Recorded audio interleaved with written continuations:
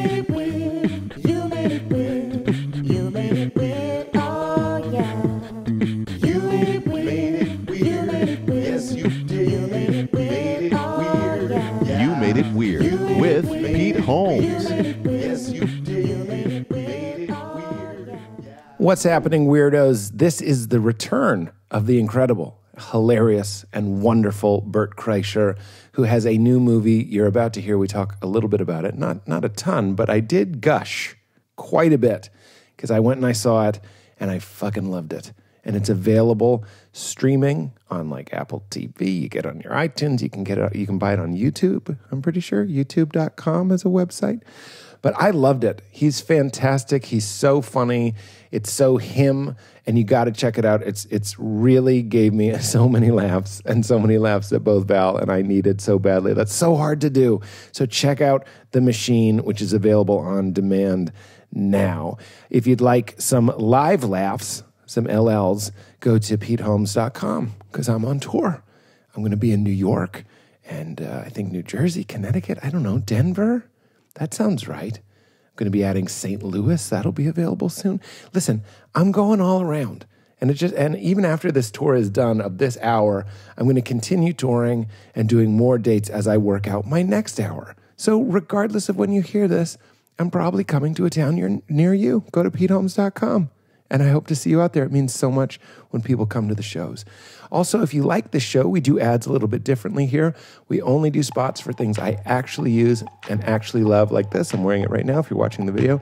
This is my Apollo Neuro. There's no piece of tech that has changed my life in the past years more than the Apollo Neuro. It's a wearable that helps your body recover from stress by sending vibrations into your body that gives your nervous system the sensation of being touched or held.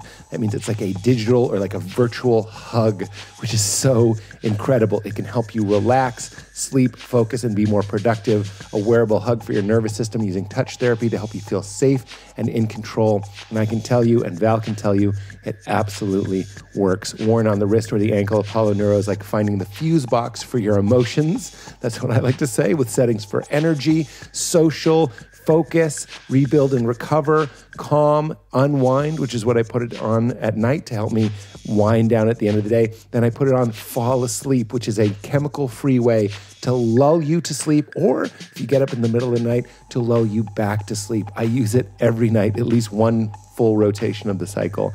Apollo Neuro is not woo-woo. It's not like developed by the Psychic Friends Network. It was developed by a neuroscientist and a board-certified psychiatrist who've been studying the impacts of chronic stress in humans for nearly 15 years. And Apollo's effects on stress, sleep, cognitive performance, and recovery have been proven in multiple clinical trials and real-world studies. So do your nervous system a favor. Do this show a favor. Show your support of this show, but also help your body, help your mind. Get 10% off at apolloneuro.com/weird. That's APOLLONEURO.com/weird. 10% off. Also brought to us by our friends, speaking of productivity, at Onnit. Onnit Alpha Brain is the supplement that has absolutely changed. It's a game changer for me. It is a nootropic. It is earth-grown ingredients. It is not a stimulant. It helps you with memory and focus and creativity and flow. Anytime I'm doing something that involves my brain, if it's reading, writing, if I'm doing a podcast, if I'm doing stand-up, or as I'm just this weekend, like on the 4th, I will take some Alpha Brain because I want to have access to my brain. Even if I'm just hanging out and being social, when do you not want your brain to have the nutrition that it needs to function at its optimum? It is incredible. I wish I knew about it in college. I'm so glad I know about it now. The best way to know if you like it is to try it. Go to Onnit, ONNIT.com/weird. You will get 10% off everything you see on that landing page. Try Alpha Brain. Absolute creativity and productivity game changer. Support the show. Onnit.com/weird. All right, everybody, let's get into Bert Kreischer. He returns right now. Get into it. You were the first person that I said I need a Katie in my life. No, it's real. Everybody needs a Katie. I swear to God. Oh, so good to see you. I've been thinking about it. How have you been doing? Good. How's life been? So sweet. Yeah? I love this. So awesome. I've known Katie now for fucking 15 years. No, probably. I know. No, I love Katie. She's wonderful. And you're still working with her. Still working with her. That's so fucking awesome. Still together.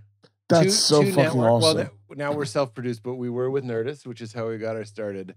Nerdist, that's an interesting. Are we rolling? We're rolling. Nerdist is a really interesting dude. Shout out to Chris Hardwick. He is such an inventive, fucking next level dude. Yes. But he changed my life.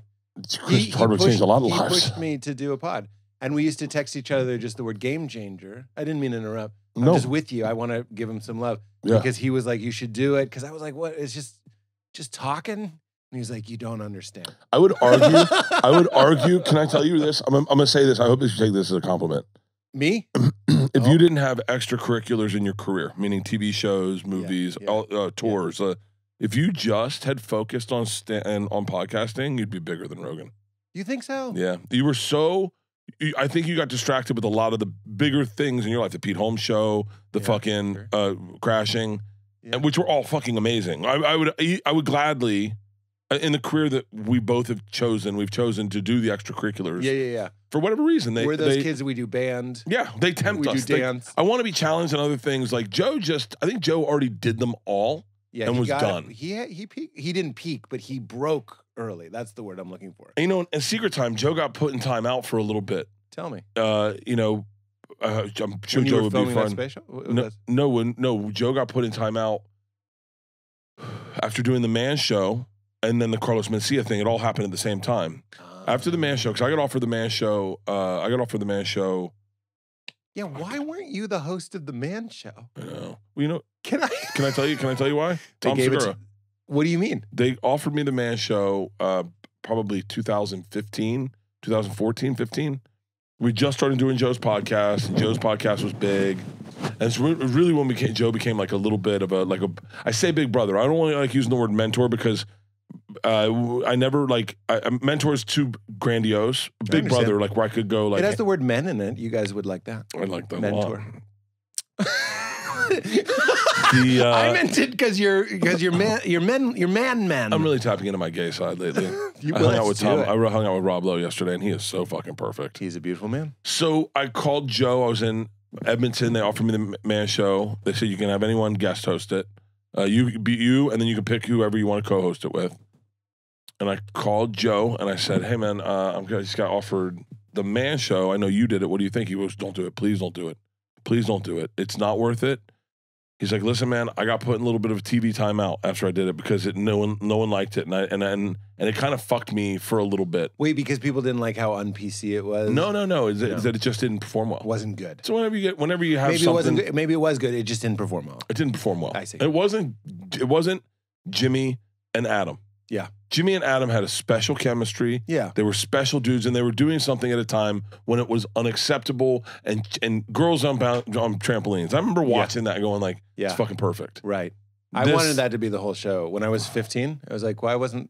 Can I tell you it still works? And there's porn out there pretty excessively. It still works. It still works. I saw girls on trampoline the other day, and I went, oh, that's fucking cool. Yeah. It's fucking cool. I like it to have like a light flair to it. I like frolicking. I love Doug Benson used to do side boob Sundays. Yeah. And his fans would just send pictures of side boobs, and I'd go, oh, it fucking works. Yeah, no, I know. Under boob too. Oh, under boob. Under boob is great. Like down blousing when a woman is not wearing a bra and they lean forward to talk to you, and you're supposed to like you get that moment of animal instinct where you see it and you go, I want to look, and then you look away because you're a gentleman, but you're the part of you is a man where you're like, she fucking knows. Yeah. She knows she's doing this to me. Have you ever thought about this? If you and I were women, I feel like would be the similar style, brassy broads. I say that with love. Yes. I'd have like a dragon tattoo high on my thigh. Ooh, tempting I might you. have red hair. Can I? Yeah, I'd have red hair too. Can I tell you, I really put this together at one point that doing stand-up is our attempt to be hot women. Do you know what I mean? Yeah. You walk through the Mall of America and people are as excited to see you as they would but like a beautiful, like Joan from Mad Men walks through. Yeah. Same level of enthusiasm I said at that yogurt shop. I said, I was talking to my lady who runs my social media. We were stuck in traffic and we were talking about what percentage of the opposite sex do you think you could have sex with? And she's very attractive. And she said, I think I could have sex with 100%. Of men? Yeah, men. And I was like, yeah, that's actually pretty accurate. I said, what about me? And she goes, I don't know, like 30%. And I was like, wait, hold on. Are you doing just me as me or me as if I have my career I have? She goes, oh, well, that's a little bit of a game changer. Of course. Because it is true. I could get, it's not fair either. That I mean, look, both of us are married men, so that we're talking in this fantasy parallel universe. Yeah. But I could get girls I don't deserve. Interesting. What is attractiveness? If Well, this is an externalization. So, okay, I'm going to give This is really deep. I love where I'm this going to is give going. this to you. Okay. Rob Lowe. Tell me about Rob Lowe. Tell me about Rob Lowe's jawline. Is it chiseled? Every part of his face Yes. is perfectly measured. Yes. It's So symmetry. Symmetry. Symmetry is also just a genetic indicator. Real teeth. Real teeth. He has real teeth. We which can't is- be sure about that. which They is- might no, be I wooden. know. I watch. I pick on real teeth. You got real teeth. I do got have real real teeth. teeth. I don't have real teeth, but I have How ugly can teeth. you tell when people don't have real teeth? It turns me off when you see someone. With How do you know? Oh, they're too perfect. When they're hurting, hi, how you doing? Yeah, You're like, yeah. Chiclet teeth. But a square jaw, everybody who listens to this podcast knows I'm going to say this, but a square jaw is an indication of high testosterone. So is body hair. So this is how you're sexy. You are projecting to women like manliness. Like Bert Yeah. Kreischer without a beard. I can't grow a beard. These are indications of testosterone. Think of Jason Statham. He's balding. Bruce Willis, he's balding. High testosterone. What's testosterone? It's a poison. So if you are a man and you have high testosterone, it means you're strong. It means you have grit. It's the same thing, machine. I'm calling you machine on purpose here. I love it. Alcohol is a poison. Why is you drinking 12 Manhattans in an hour like seeming like, why is that cool? Why is it cool that Don Draper's smoking a cigarette and having a cocktail at noon? Because testosterone and alcohol, chiseled jaw, hairy back, baldness, all these things are indications of how your genes can handle a competitive environment. There are things that are trying to kill you. So I'm talking about on a base, unconscious level, a woman looks at you and goes, he can survive. I won't breed with him and he'll drop dead. Yeah. Now think of what like what we've in the 80s would call like a nerd, like High-pitched pale, voice, like a high-pitched voice, and do they have a beard? No. Do they have a square jawline? No, it's a weak chin. Oh yeah, of course, weak chin.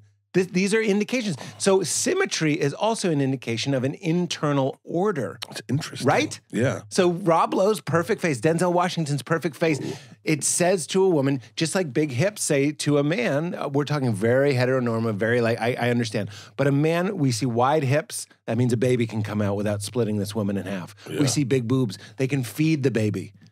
You know what I'm saying? Yeah, These yeah. are, we're pretty basic. Yeah. There's a lot of variations on this. But when you're talking, so you getting women you don't deserve, I would take issue with that because you can make people laugh. Humor is an indication that you have higher function, which means you're not going to resort to violence first. You're going to go to your intelligence first. You're going to go to your reason first. I would argue I wouldn't. You know, it's interesting you say that. I've never resorted to violence. Like I've never resorted. Like it's not. Is it really a resort?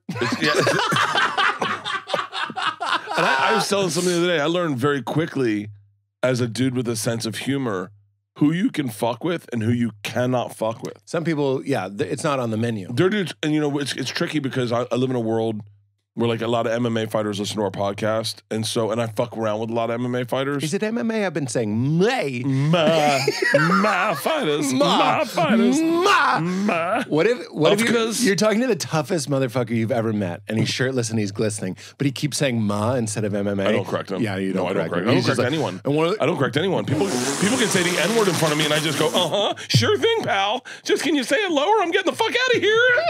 Deep voice also an indication of genetics superiority. Dude, I don't correct anyone. I've had black dudes say horrifically homophobic shit out loud at a restaurant, and you're just like, can we just lower our voices? Bloomin' onion? Yeah, bloomin' onion. You're just like, how many bloomin' onions will it take Yeah. to apologize to I everyone don't correct around us? anybody, and I will not correct an MMA fighter. I will not correct an MMA fighter. Which is why I think you're still here.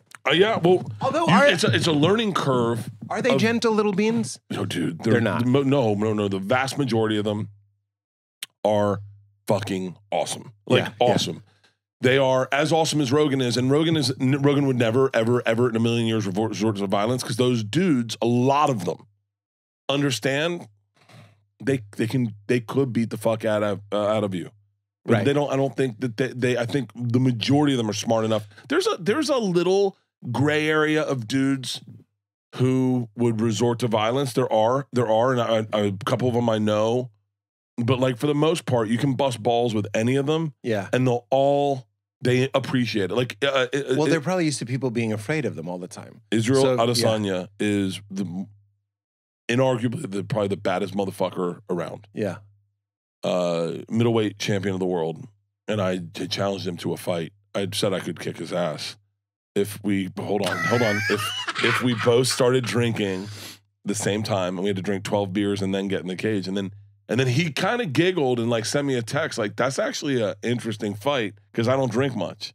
Yeah. So like, and I drink a lot. So just fucking around. That's your handicap. Yeah. But it's just talking shit on a podcast. I don't mean your handicap. I mean like he would be at a deficit. But that's fucking around on a podcast. And then I met him in New Zealand and he daps me up and like grabs me and like puts his hand behind my neck, very big hands, very soft hands, very big hands. Yeah, catchers. And he throws a soft knee to my stomach and he pulls me in tight and he goes, "You still think you can fuck me up?"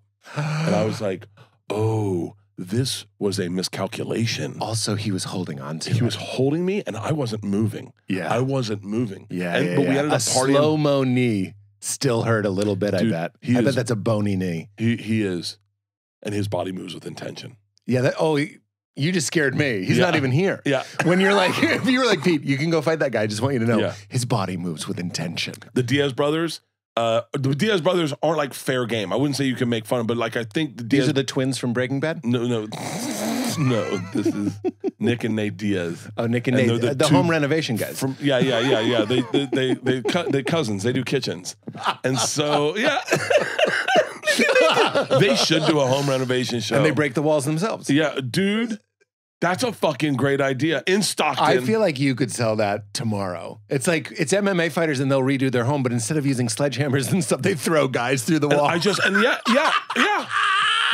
Demo's the funnest part to watch. But then it would be cool to see their design choices.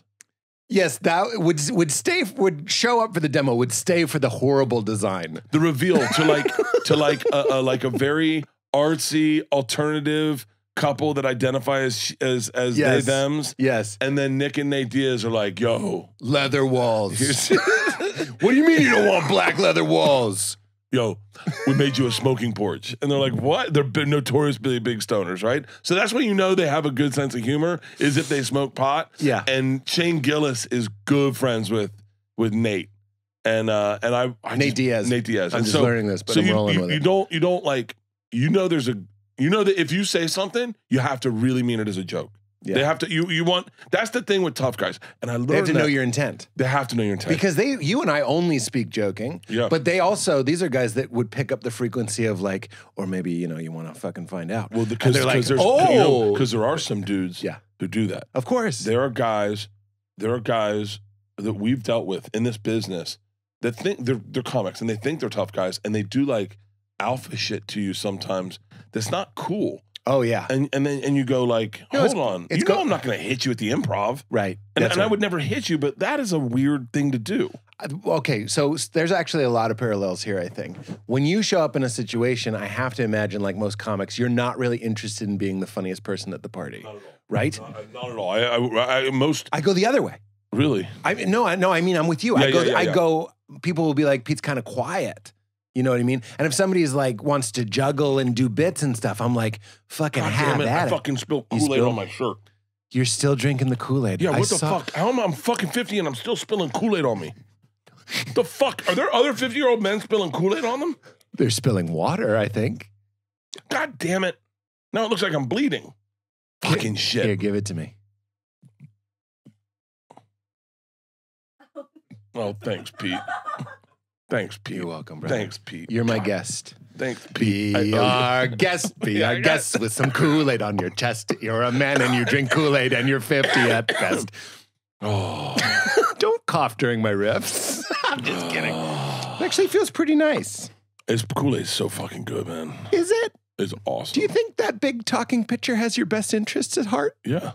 Yeah. He's coming through your wall. That's first of all, that's how you know he doesn't really give a fuck about you after the transition. You walk into a room and there's a lot of villains in the room, right? There's alcohol, there's cigarettes, there's Zins, there's Zin. It's a tobacco that like all the young dudes do. All the barstool guys are Zins on. Zinning it up. Zin it up. It's a little pouch. It's like a snooze.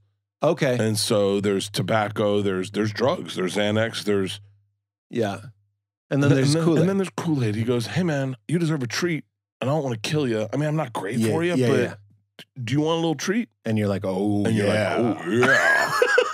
And then you go, and because today I was like, I ate 2 edibles last night, and I had a hard time turning the corner this morning. Oh, getting up.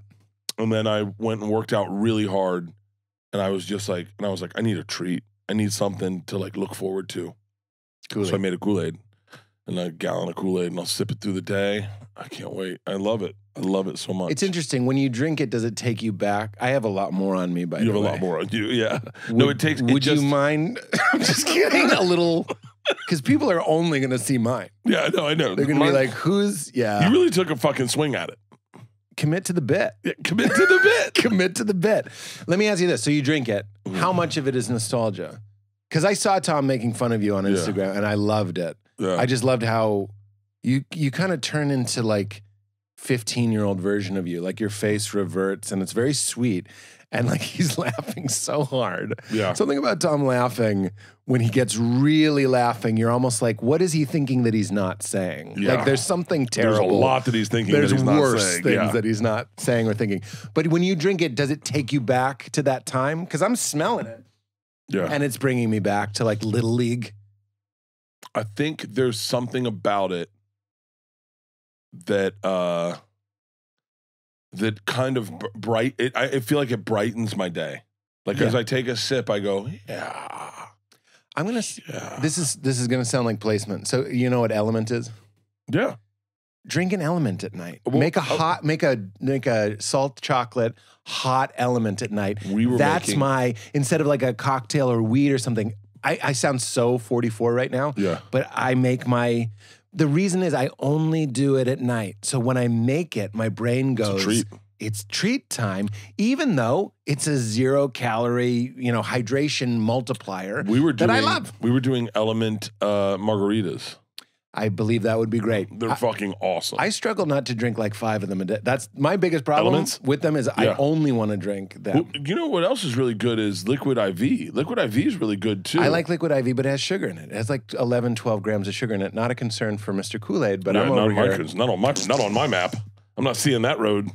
I'm over here going like, just strip it away. Element has no sugar. Now this sounds like a commercial, but no, I like Element. I like Liquid IV. But Liquid IV got me through COVID. It helped me like when I had COVID. Liquid IV really works. Like in the mornings, if you're hungover, you drink a Liquid IV and you bounce back. I would say put an Element to that test. Let's get that. I'll tell you what. I'll go strict Element for a week and see how I feel. There you go.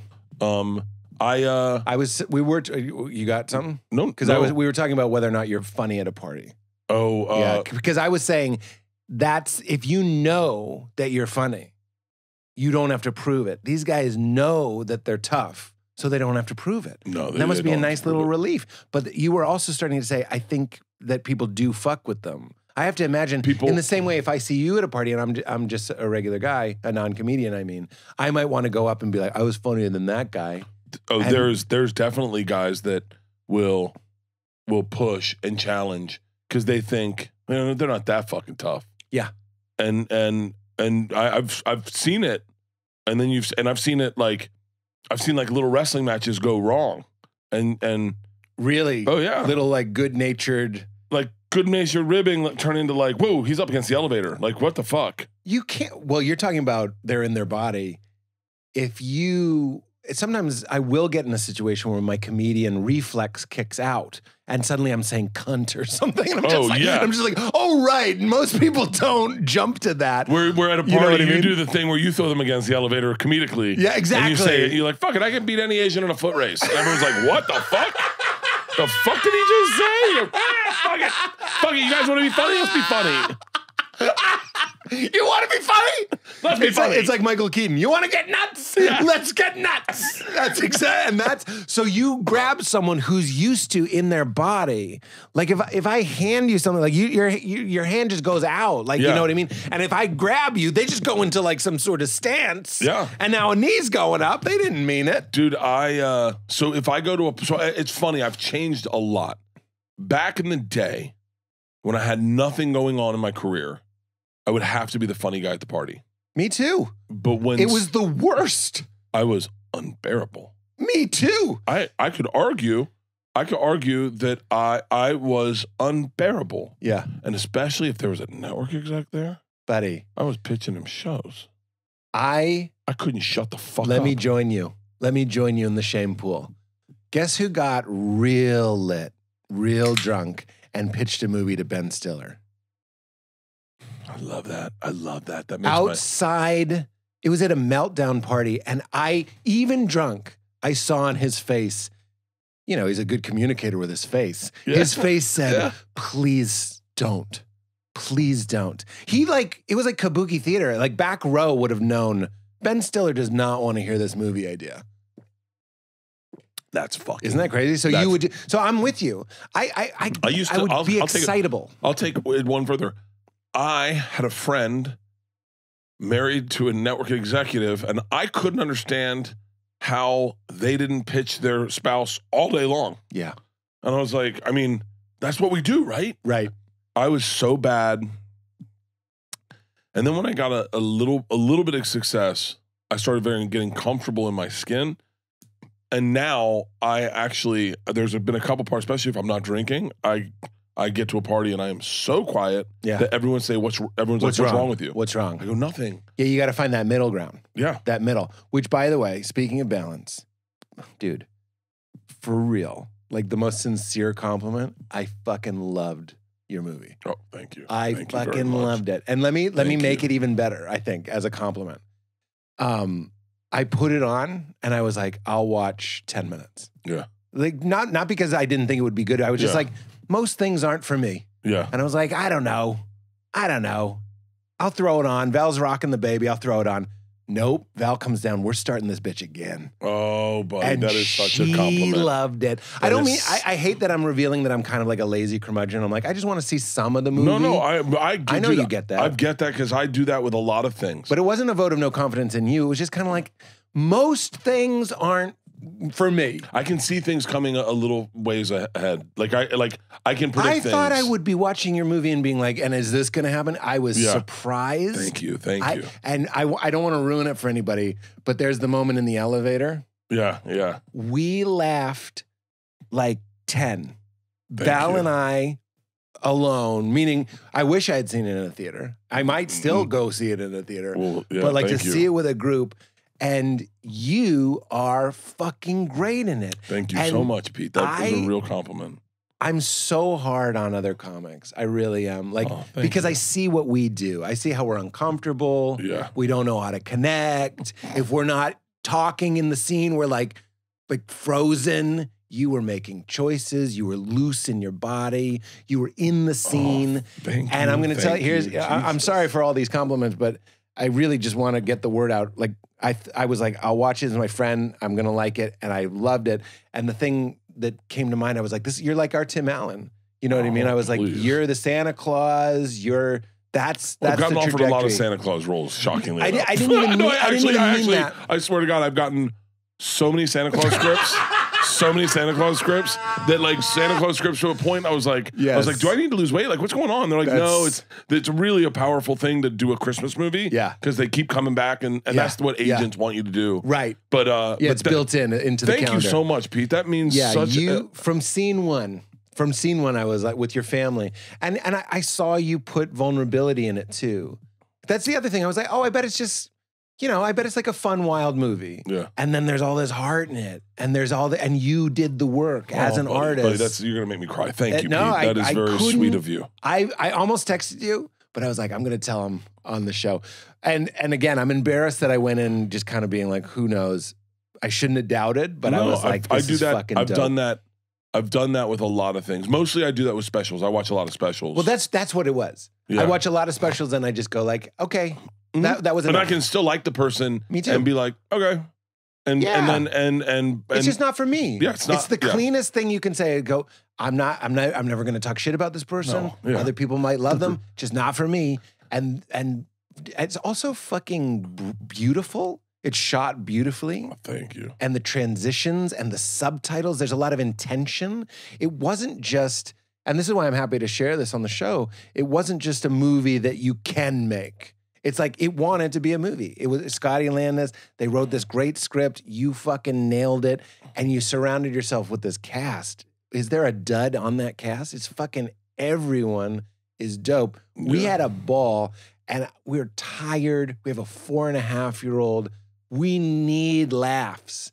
But going back to what I was saying, you know, your therapist wrote like deep insecurity, right? Yeah. And then there's you talking about needing balance. And there's the real hurt, whether or not it's your father in real life, but there's a real hurt of parents not understanding us. Oh, yeah. And to play that out and to see you discover balance. I know this sounds like I'm blowing smoke, but I was like, you need that. Because I know what a persona is. I know what it's like to go into my comedy power, and I know what it's like to go into my daddy power, like being a dad and being a partner and being a friend and being just a regular person at the library. Yeah. And like I just really I think it's a really great thing, and I hope if you want to keep doing stuff like that, I hope you do. Oh, Pete, that is, I'm gonna clip this out, send this to me, and I'm gonna play this every time I feel low, because you do feel low at times, regardless, and you go, "Why, man? What's going on with me?" And then, like, you know, pulling out today, a guy said to me, "Hey, man, I saw your movie." A guy didn't expect to say that,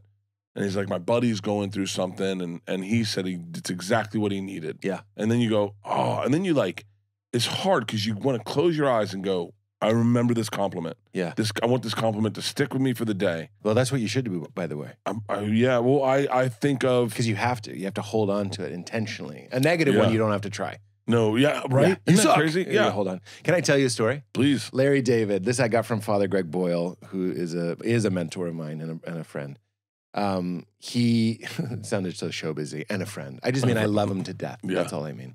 Is he a real priest? He's a real priest, yeah. Okay, good. I like him already. Jesuit, yeah. Just like your high school. I'm a Jesuit, yeah. I love him already. Okay, yeah. You know, if you don't know Father Greg Boyle, listen to Tattoos on the Heart. You will love it. Really? And you should be giving to Homeboy Industries. Wait, is he he's Homeboy? Yeah. Oh, shut the fuck up. Yeah. We should do a benefit and we'll do it together heartbeat. for I've stopped by them. They used to be in American Airlines. I don't know if American Airlines, yeah. They're still there, but I used to stop there all the time. I would, but the line is usually too long. The line's crazy long. Great. Yeah. So he told this story in his book, Barking to the Choir. And I'm going to put it back to you because I don't want to talk too much, but I am excited to tell you how much I loved your movie. So Larry David goes to a Yankee game, and it's his birthday, and his friends or whoever he's with tell the management that Larry David is there and that it's his birthday. So 7th inning stretch, they put him on the Jumbotron. There he is, Larry David. Standing ovation. The whole, however many tens of thousands of people that is, or if it's 10,000, I don't know. It's a lot of fucking people. Yeah. Standing ovation for Larry David, which, by the way, I believe, because my father, he transcends everything. And he is New York. Yeah, and he's New York. So they go nuts. Standing ovation. Then, as if that weren't enough, they sing happy birthday. The whole stadium sings happy birthday to him. Another ovation. Pretty nice, right? Really nice. Larry David gets out. He's feeling pretty good. Goes to his car. He's getting in his car. Someone drives by, goes, "Hey, Larry, you suck." And he goes, "Why? That's all I had from that night. That's all he got from that night was that guy. One person." Why? Isn't that crazy? Yeah, why does that happen? I'll tell you. It's called the Velcro Teflon theory, and it's neuroscience, I guess you could say, or psychology. So a negative one, you suck, is like Velcro. It sticks to you effortlessly. Mm-hmm. This doesn't answer the why, but they've just studied it. And Teflon, it slips right off. I say, your movie is great. So the trick is when someone says you're great to like meditate on it. I don't mean like meditate. I mean like think about it for 30 seconds, they say. That's how long it takes to make the Teflon Velcro. Yeah. You know what my problem was is I stopped a while ago. I stopped reading reviews of anything I did when I wrote a book. When I wrote a book and my wife was like, "Hey, you got a good review of your book?" And I said, "I don't want to read the good ones. If I read the good ones, then I got to read the bad ones." Yeah. And I got to value them equally. Yeah. And I go and for whatever reasons, the negative reviews of that book weighed so much heavier on me than the positive ones. People reviewed it. People went out of their way to write a negative review. It's really interesting. It's really interesting that like I've never left like a negative comment. Yeah. What are you doing? Who are the people leaving 1-star reviews on a lighter on Amazon? Like, but they're out there. Yeah. I take that back. I left one negative Yelp review, and the guy lost his business. What? I know, and I learned from that moment. he reached out to me. He connected with me. I was in Baltimore. I landed. I took the red eye. I landed. And now it's like 10 in the morning. And I go, I'm not done. I'm going to have another beer and some lunch. And I'm going to go sleep. I'll do my show tonight. And so I go across the street to this restaurant. I say to the guy, hey, what's good? What do you recommend? What's good to drink? And he goes, Bud Light. And the bartender and I went, okay. Is there anything, got anything on tap? And he goes, it's right there. And I went, okay. I said, but like, do you have any local IPAs? And he was like, Heineken. And I went, all right, I'll take a Heineken.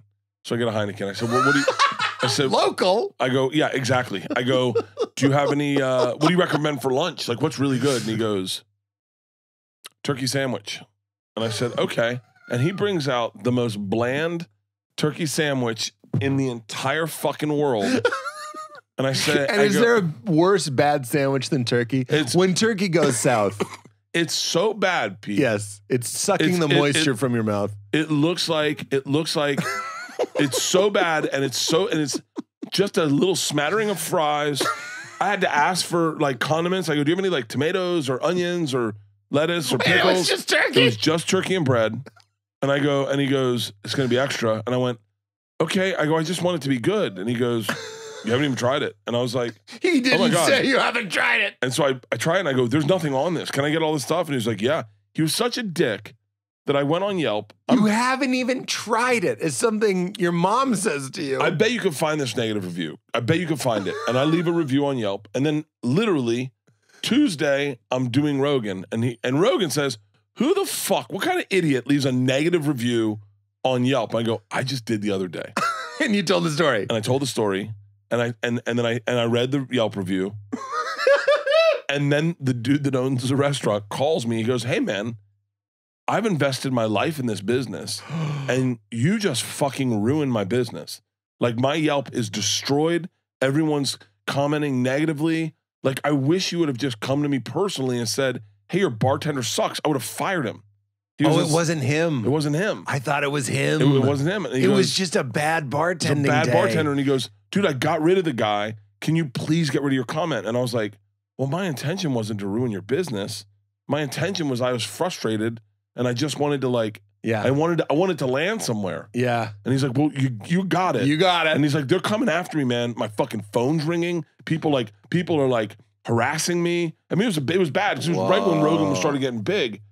And so, I learned from that. I was like, oh, you don't really benefit. You don't really benefit.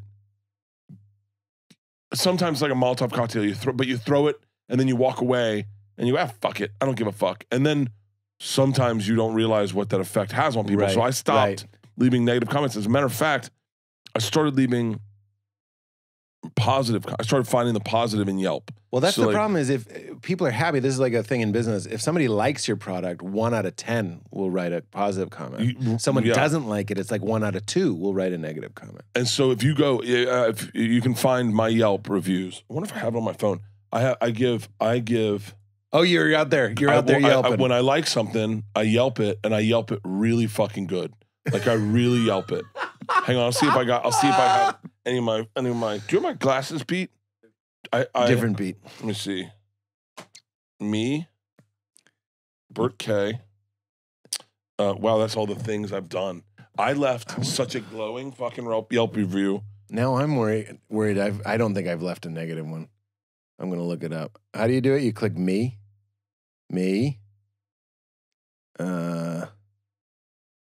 Reviews. Where are your reviews? Me. Where do you see your reviews? You scroll down. Oh, here we go. 2, the Balanced Brain Neurofeedback. That's a neurofeedback place here in LA. I just said, John is the best. Neurofeedback is easy, comfortable, and even a little bit fun. What am I? A little precocious little elf. Even a little bit fun. Okay, you ready? And Sacred Chow. I don't know what that is. 5 years ago. Hit me with yours. I said, amazing food, great vibe, friendly staff. Try the lentil meatloaf, a wonderful new vegan option in a great location. Smiley face. Pete, you're gonna make fun of mine. This is more embarrassing than me pitching a movie to Ben Stiller. Get ready to get creeped out. It was a Monday night. No! No, it's not what is this, a noir? The winds were whipping sand into the street, and I was starving. As I The looked, winds were whipping sand into the street. as I looked on Yelp, everything was closed except for the Lookout Bar and Grill. I have to be honest, I didn't expect much at first. A beautiful bartender named Beverly welcomed us inside. She accommodated my weird drink choice: double Tito's and soda, big glass, no lime, with 3 cherries, please. We giggled over the cherries. No, we giggled over the It gets worse. I have a cardiologist appointment next week. That's in there? Yeah. No. Are you telling me this, or are you reading the review? You're just letting it rip. No, I have a cardiologist appointment appointment next so week. I'm trying to be healthy, but I looked at the Lookout Burger and thought, one more time. What is this, Bukowski? One more time is the phrase that ran through my head as I took bites of the best burger I've ever had in my entire life. First bite, absolutely delicious. Half-pound patty with brioche bun, all fresh. Lettuce, tomato, bacon, fried egg, cooked Unlike a certain perfectly. place I won't mention. One more time, next bite. Their homemade sauce flooded my mouth. My eyes rolled in the back of my head like a shark in the harbor next to me. One more time. I took a sip of my drink. There's a cleansed my refrain? palate. There's a refrain. One more time. time? All I could do was eat half. The fries, fresh, crisp, yet soft, like a lover you'd meet on a dock on a windy night. Everything about this evening was perfect. From Beverly to the burger to the cocktails, all I have to say to you is one more time. One more time. One more time. You, my friend, have delivered today. Seriously, the mozzarella sticks are pretty addictive and the burger was legit. The fish and chips are pretty good. I'm coming back. Wait, at the end, you sort of broke tone. Yeah. You're like, all narrative aside. The mozzarella. Lookout Bar and Grill. Lookout Bar and Grill in Oxnard. Is that where it is? Yeah, Lookout Bar and Grill. Beverly was fucking dope. Brenda's French soul food restaurant in San Francisco, fucking insane. I did one. I can't remember. The one I did was wild. Was about One a more fucking. time. I love when a meal's good, I love to take that time and really fucking. Oh, you were like Beyonce in that post. You were feeling yourself. It's so much more fun than being like, this place fucking sucks. Can I offer something? Please. A question? Yeah. And this is really a question about life, was that burger so good? Pete, Because, what's up? Pete was with me. Pete was with me. Well, Pete yeah, was by with me. candlelight with a Pete was with feather me. quill. How great is that fucking burger? That fucking burger is so fucking good. My mouth's watering. I swear to God, that burger is so fucking good. That burger is so fucking good. It's so good.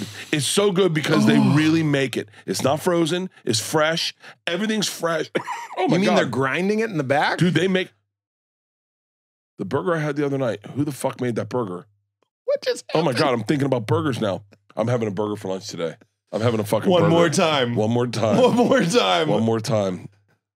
Well, the answer seems to be it was a great burger. How much did the fact that you're like, look, I have a cardiologist appointment next week. Is there anything better than playing hooky? Like you broke a rule and you indulged. And that's I used to have a joke. I never did it on stage, but I was like, nobody has better sex than the repressed Christian. Oh yeah. Because you're like, I'm gonna burn in hell for this. Have you ever blown a I'm gonna blow in hell nut? I've had There's no better jizz than the I'm going to hell for this jizz. And that's what your burger was. My brain was always the I'm getting AIDS and she's getting pregnant sex. That's right. That's where my brain always We're about went. the same age. I used to think I could give myself AIDS from masturbating because that's how crazy. I thought masturbating meant you were we gay, were. and so I just came to terms with being gay. I was like, I guess I'm gay because I can't stop this. Dick. Yeah, I just if those are the choices. If this is the choice, yeah, I'm gonna play with my dick. I can't stop playing with it. Yeah, I've yeah. tried. I'm Liberace. I'm the Liberace of masturbation. I can't stop giving this guy a hand job. I can't stop. Yeah. And I would blow it if I could. Oh, I would have a very quiet life if I could suck my dick. You would see me seldomly. So where's Bert? Sucking his dick again. You know that's all he does now. Oh, I would have a very quiet life. I have a friend. I'll tell you his name. I'll tell you his name off air. Who can suck his own dick? No, you don't.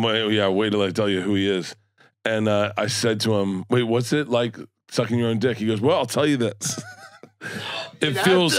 I'll tell you this. He goes, it feels less like a blowjob and more like there's a dick in your mouth. That is truly Yeah. what I would imagine. Yeah. Yeah, that is funny. Okay, so we were talking about the need for comedy. I was telling you that it's in the movie as well. Like what you do. That's the other thing. I don't want to sound like your agent, but the movie is so you. It like helped me. I've known you for a long time, but I was like, oh, I think I understand you more. That's what I was trying to get at. Thank you, yeah. Like that you put some heart in it. And then you had someone explain to you in the movie, like you explained it to yourself actually, which is a very sweet scene and very funny too. I can't stop thinking about when he says, is our wife hot? I thought yeah. Thank you for not cutting that. Yeah. And blessings to your wife for being cool with it because it's so funny. It was, well, a lot of that's just. Is it riffing? Yeah, it's Jimmy. It's just us riffing. Because the performance on that specifically, I'll spoil it won't ruin it, but he says, your young self says, is our wife hot? And you're like, yeah. Well, she's 50. And he's like, you married a 50-year-old? Well, she was 30 when we married her. And then you're like, but and like you really do the math on camera. And like, my wife's like a smokestack. Like, why are you making me defend our wife? Like, it's so funny. Well, we didn't have a scene together, and we wanted at all. We didn't realize that we wrote the whole movie, and then you didn't realize during shooting. And during shooting, we're like, wait, Jimmy and I don't have a scene together, and they're like, fuck, no. Because the pot brownie leads to it so perfectly. Well, so then we crammed it in. Crammed. We crammed it. I could really get into the weeds on this. I could really spoiler alert. There's so many interesting things that happen in the making of this movie. And so we realized we needed a scene. And so we're like, what if there's got to be like a flashback scene or something? Like what if, and so then we kind of shoehorned it in a little bit so that we could get a scene in. But that's not a flashback? It's the weed thing. It's the weed thing, the tripping scene. Yeah. And it worked great. And it was just on the fly. Jimmy was in town and we brought him out because we were shooting something else in the forest that day. And we just brought him out. It was so good. And we were just I think we talked the scene through. But one of the keys of gratitude for me is talking to however old he's supposed to be, 20. Yeah. 20-year-old you. And when you're really good at making people laugh and that works. And it comes from, I'm not trying to get too, psychological here, but if I could go back and be like, Pete, you know how uncomfortable you are? You know what I mean? You know how you can't quite settle into things that everyone else seems to settle into so easily? Do you know how you can't lean in for a first kiss and instead you just you let everyone leave and you keep making jokes and then you sit on the couch going, I should have said that. That was me. I could not close a first kiss. Of course. And so adversely, I ended up staying up all night long with everyone. Buddy, I used to script. I'd have a sleepover with my friend Ern, and I'm like, okay, we're starting high school tomorrow. So the 8th grade. I'm like, let's say you fall in the hallway and everyone sees you. What would you say? Because I was scripting reality. Yeah. And that's why, of course, I want to write scripts and write jokes. That's what it is. It's going what if I got to tell you what reality was? But it comes from a place of discomfort. Yeah. For you as well? Oh, yeah. But so to be able to tell yourself, that works out. It's okay. And by the way, you don't have to be a comedian for that to work out. That vulnerability attracts your partner. It develops your skills. It defines your friend group. It defines the city you live in. All these things. It defines how you drive. So, your life worked out. Those things... What I'm saying is you don't have to be a famous comedian with a movie to go hey, it's okay. Yeah. Who you are is okay. I'm older you and I'm telling you, we figured it out. We found that balance. It's funny. I think of that a lot about, I think more people need to know it's okay that they're them.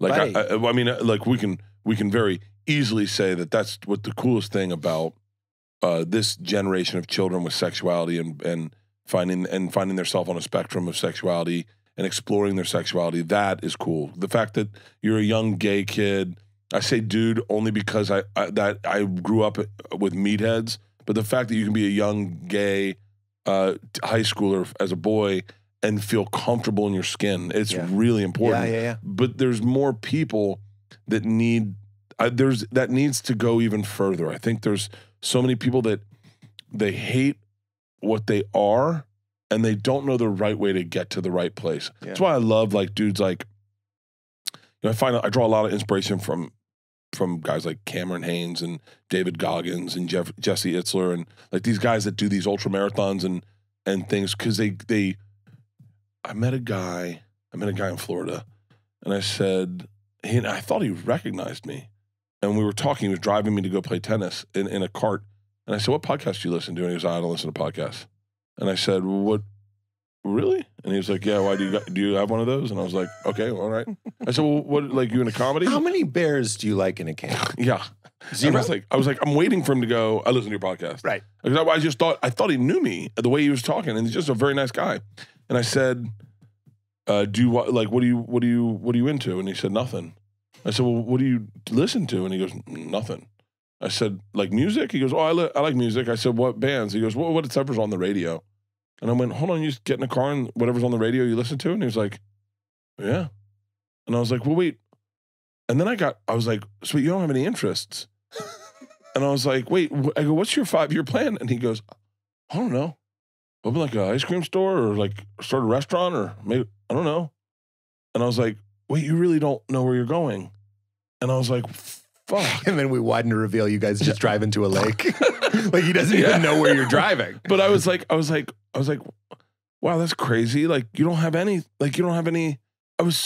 when I found comedy, I was like, I got my thing. Yeah. I got my thing. No, having a purpose that aligns with your talent is one of the great keys to life. And I'm a spiritual person. I would tell you at your core, you are made of peace and joy, and you can tap into that. Psychologically speaking, as a human being, though, in this plane, this reality, nothing beats something that you feel you have to do it. And when you're good at that and you get good at that, neither of us were good, you get good at it. Yeah. And you get like this weird feeling of I belong and I'm being psychologically delivered by this. Yeah, keep going. My agent called this morning and I said, "What are you doing?" And this sounded so sexy to me. He goes, "Well, I'm in my office. French Open semifinals are on.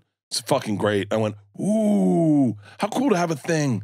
How cool to have a thing. Yeah. How cool to get excited to go to work, to turn on the semifinals and be like, oh shit, nice point," and then get back to work." And I was like, oh, like if I opened a college, it wouldn't be about, it was just like helping people find their things. Yeah. Like just let's do a bunch of shit today. Find your smile. Yeah. Is that from What About Bob? City Slickers. Oh, City Slickers. Yeah. Oh, yeah. It's in your movie. It's in your movie. Yeah, find your smile. Yeah, find your smile. But let's talk about that guy in that golf cart. Because there's a great line, and I think it's in the book of Tao or the Tao Te Ching, but I think about it all the time. It goes like this. The great way, meaning enlightenment, whatever you want to call it, being at peace. The great way is not difficult for those who have no preferences, right? That's one to just carry with you as you walk through the woods, right? Yeah. Right now, I have a preference that this interview be interesting. I have a preference that it not go too long so you and I can get on with it. All this shit. Yeah. That's not actually true because I'm just talking to you. I can drop those preferences and that brings me great joy. So this guy, there's two ways it can go on the surface. One is this guy is a fucking like a monk in the world, and he's just like, just what's on the radio. I'm just enjoying this trip. I hate to say this, but I doubt it. There's also a level of passivity where it's not even like, I would say be active and deliberate and intentional in your passivity. Meaning I listen to what's on the radio because it's a reflection. How you do anything is how you do everything. And I'll enjoy any music. The music that's on in the Quiznos, that's very electric, that's alive. Yeah. And then there's a passivity that's almost dead where you're like, I don't know, man. Because that ice cream shop doesn't exist. I don't think so. That restaurant doesn't exist. I don't think it's going to happen for a guy that doesn't, you need. And if it does, God help us. It's so funny. I didn't What see. if that became the bar, the no tomato bar? I didn't see the absolute bliss in his life that is, I'm certain he doesn't have Instagram. Yeah. He probably just gets up. Maybe he smokes a bowl. Well, that I'm smelling some weed on this. I'd guess. Yeah. But it was really interesting because I thought I have so many goals, and I have so much that I focus on a daily basis. I think about music drives me. Like music will. This morning I woke up and I was watching my own stories. I was like, Because you don't post them, so you're... I post them, but I have someone that posts all the other stuff, like all the... You can tell which ones I did because it's me. I see. But I'm checking to see like if we've promoted Forest Hills, if like we've promoted Baltimore. Like I'm just checking to see what's up. Yeah.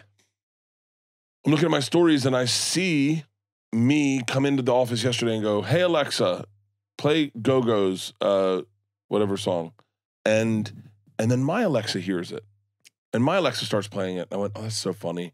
And so then I said, if I say this in my phone, it's going to play when people are watching their stories when they wake up, if they're watching it, and then their Alexa's going to pick. So I said, I get to pick what song we all listen up to for the people that follow me. You're the world's DJ. And I was like, rambling, gambling man. And then I just fucking let that music drive me. And I thought to myself today, and then immediately I jump in the pool. I walk out of my room playing, listen to that music, jump in the pool, go in, talk to Leanne. My agent calls and he's like, "I'm watching this." And I thought of that kid. And I thought, I wonder how he wakes up. I wonder if he just... Well, that's what I'm talking about. Intentionality. Even if you are going to be a zero footprint monk, that monk is brimming with intentionality. Why am I being quiet? Why am I not on Instagram? Why am I, whatever it is. Yeah. So you can be very deliberate, David Goggins, or you can be a very deliberate Thich Nhat Hanh, but intentionality, I think, is a deal breaker. I think if you don't have it, you can't just kind of like smoke a bowl into passivity. That's different from what like a deeply dipped in person would be doing. I think. I could be completely full of shit. I don't know. I know. I wish I could do. I have a hard time just sitting. I do my gratitudes in the morning. Yeah. Usually before my trainer comes, I'll try to get outside if it's light and just let the sun hit my face and do my gratitudes. And then, but this morning I wrote them down. Cubing it up. What? Huber. Yeah. Oh no! I got it from. The sunlight in the face is a. No, that's Huberman. That's Huberman. Yeah, that's Huberman. My gratitudes I got from Rob Dyrdek. Okay. Because I do that too. My gratitudes. One of the gratitudes says. One of them today was, I do right by others.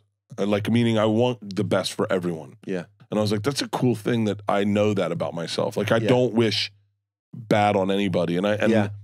Well, that's what comes through in your movie and talking to you now. And it's funny, when I did your cooking show, I got really hooked, like almost obsessed. I love Jonathan Kite now. Who? Jonathan Kite. Oh, yeah. I'm sorry. I follow him. He's got a great podcast. We were talking about quote people. Cooking show. Yeah, I didn't mean to.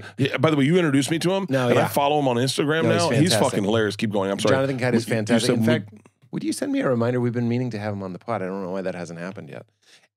Please, thank you, Katie. Do you remember I was really like honing in that you were telling me that you were kind of stressed about your life. Yeah. And I was over here going like, you make this much money a weekend. And you know what it was? Is I was like, if you can't do it, what hope do any of us have? Meaning, do our lives just keep expanding? Meaning, okay, I'm going to make up, I don't want anybody in your business. We'll just make up numbers and be like, you do make $1,000 to do a show, and there's 4 weekends in a month, and you get $4,000. So you rent an apartment that's $1,500, and the rest are expenses and a little bit of savings. Then your ticket comes in. Let's say now you're making $100,000, but then you get an apartment that's $250,000. You know what I'm saying? Like it expands. Everything expands. And I do this too.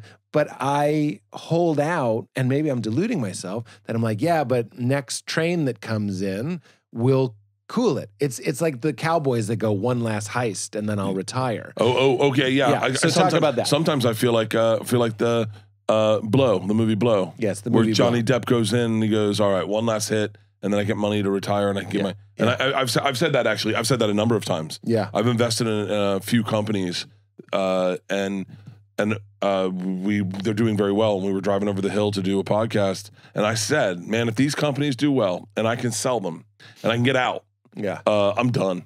Like I'm done. And they were like, what do you mean you're done? They go, you mean you're done touring? I go, no, I just won't tour as hard.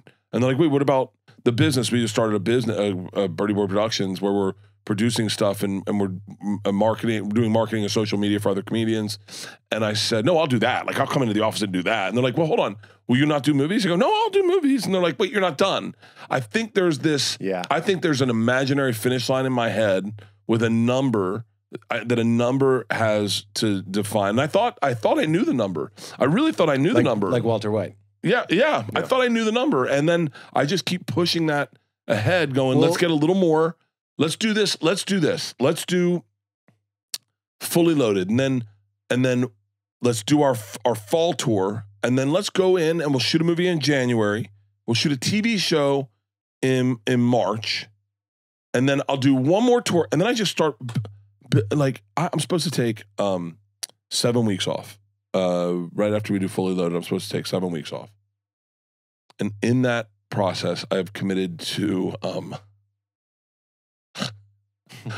no, mind you, it's 7 weeks completely off. In those 7 weeks, one of them I was going to go to a silent retreat. I had plans. Like I was going to do a silent retreat. There's like a rehab facility like that where you don't drink, you don't do drugs. You stay. It's in Malibu. It's not like a inpatient or anything, but it's you just really healthy. Reset. It's a reset, and you go like on hikes and you work out. Yeah. It's maybe it's like fat camp, but like But it's no drugs and alcohol. And I wanted to go there. It's like 10 days. I wanted to go there and fucking reset. I wanted to do a lot of things. I've signed up to produce a disc golf tournament. I'm producing a special. I'm producing a special. I signed up to produce a TV show. I've signed up for everything, and I just cannot. And I'm with you. And I think humanity is with you. So if the issue isn't money, and I'm saying let's figure this out together. Please. When I did your cooking show, I was kind of going like, why can't he figure this out? I want us to figure this out now.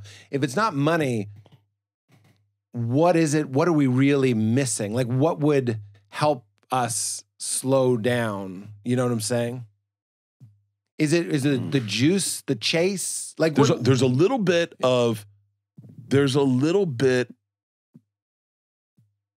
I feel like, do you ever see, I growing up in Florida, one of the big things that I always do, grow up, every day I get in my pool, I try to swim back and forth, holding my breath underwater. It's just it's like a stupid Florida test of like, I do it with my girls, we do it with everyone. I think I was also a soft boy. I still am a soft boy, but I mean, like I was the softest boy, the little butterball turkey in the swim group.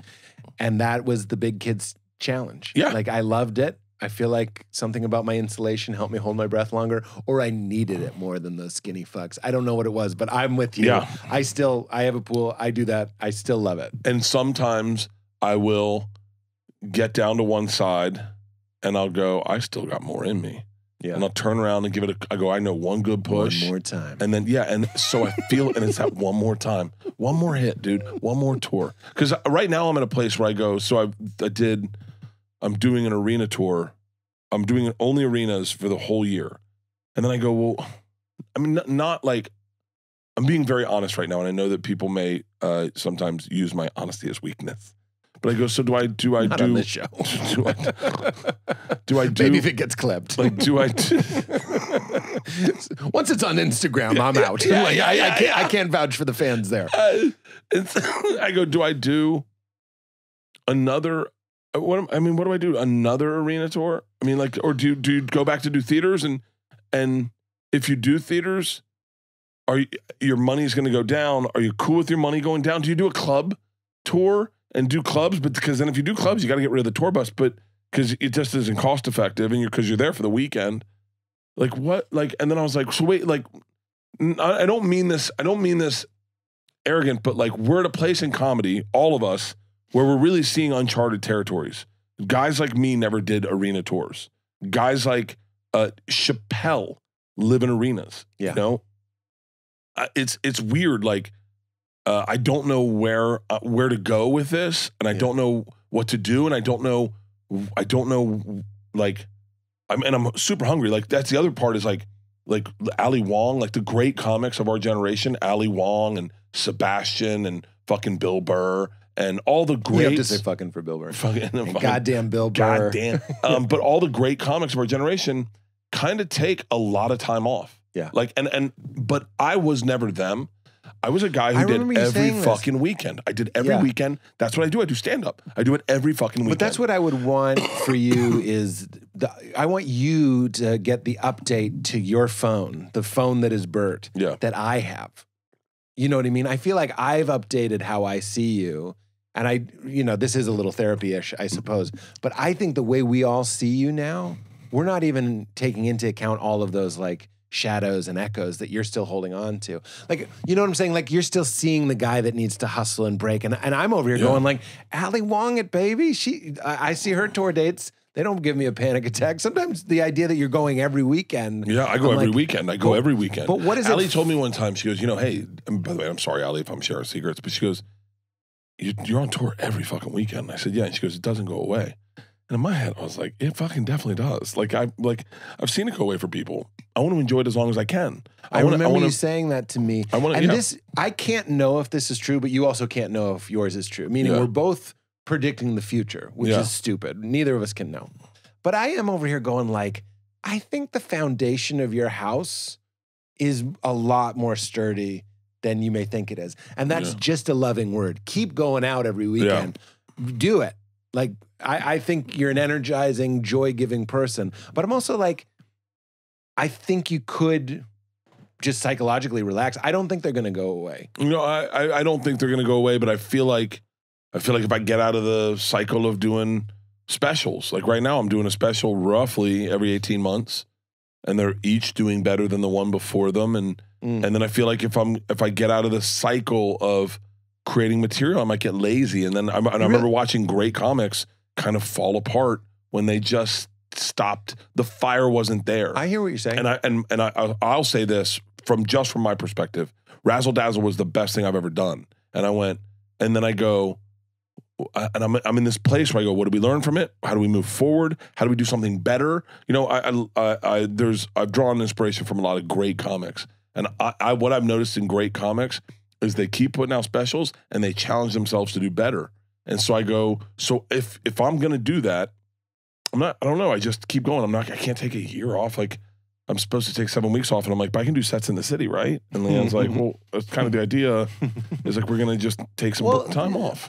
A lot of this is very black and white, though. It's 7 weeks off or every weekend. Like, and I say this just as your friend. I either drink or I don't drink at all. I know, but and I'm saying this, it takes one to know one. That's addict mentality. We're very black and white. That's not me pointing a finger. That's me going like, you don't need to point fingers. You know how I quit drinking? I just was like, I quit drinking. And that's what we do. That's what I do. We go off. I quit drinking, and then I go, I quit drinking. And then someone goes, you want a glass of wine? I go, I'm not drinking. And they go, but it's a glass of wine. I go, hey guys, we can either do this or not do this. Right, that's right. Yeah, like, and you're that way with comedy. Yeah. But my question for you and my question for me is there a Bert who goes out once a month or twice a month, every other weekend? I don't know why even go out at all. Like, that's what I literally, that's a very fucking accurate assessment. What is the voice of that thought, though? I am not enough. I'm bad. I'm lazy. I'm wasting a gift. This is an opportunity. I'm in the candy shop. I should eat as many handfuls of Skittles as I can because they're going to realize I'm a fraud? Maybe. Yeah. Which one? Probably the fraud part. Fraud. Yeah, people are going to realize, like, he wasn't that good. It's really interesting. Yeah. Listen, I know that these aren't things you're supposed to say as a comic. No. No comic's talking this way, and I'm aware of that. And I realize the exposure, I'm showing my neck in this. But like I have to work harder than everyone else to be even in the same conversation, I think. Like, I have to work twice as hard to be as good as Segura, because I can say him because he's my best friend. Fat Tom.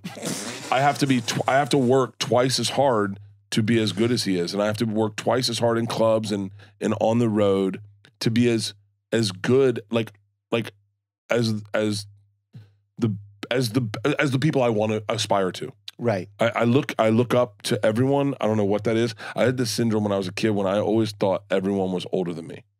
Everyone. I remember hanging out with this kid at tennis camp. His name was Jay. And I was like, he was the coolest fucking dude. Coolest fucking, a little shorter than everyone else. It's older than me. He could break dance.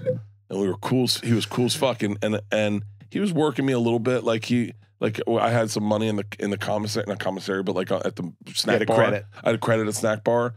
And I would get him Mentos, the fresh one, maker? the fruit ones.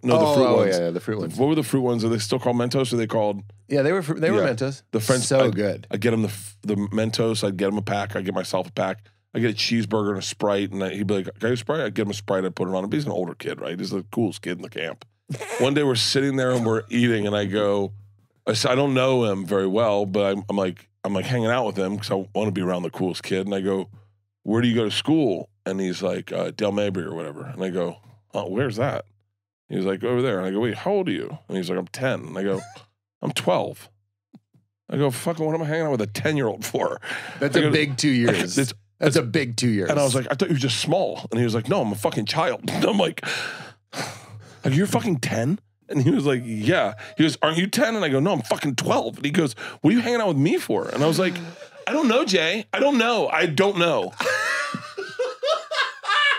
And I was like, I just thought he was older than I was. I think that all the time. Yeah. Little imposter thing. But I'm also, you know what, to give you a compliment, not to enable, but to look at it from another way. I do see a zeal and a zest. You know what I mean? Yeah. I know what you're talking about when you don't want a pond because it gets stagnant and it gets all green and gross. You want to be a rushing river. 100%. But I I'm over here want going like, activity. I want activity. I want sound. I want tranquility. I want to be a rushing river. I do not want to be a pond. That is a very, very, very accurate assessment. What is it? Yeah. I guess the trap I fell into last time was assuming, because I tour once a month and I love it. But I'm different.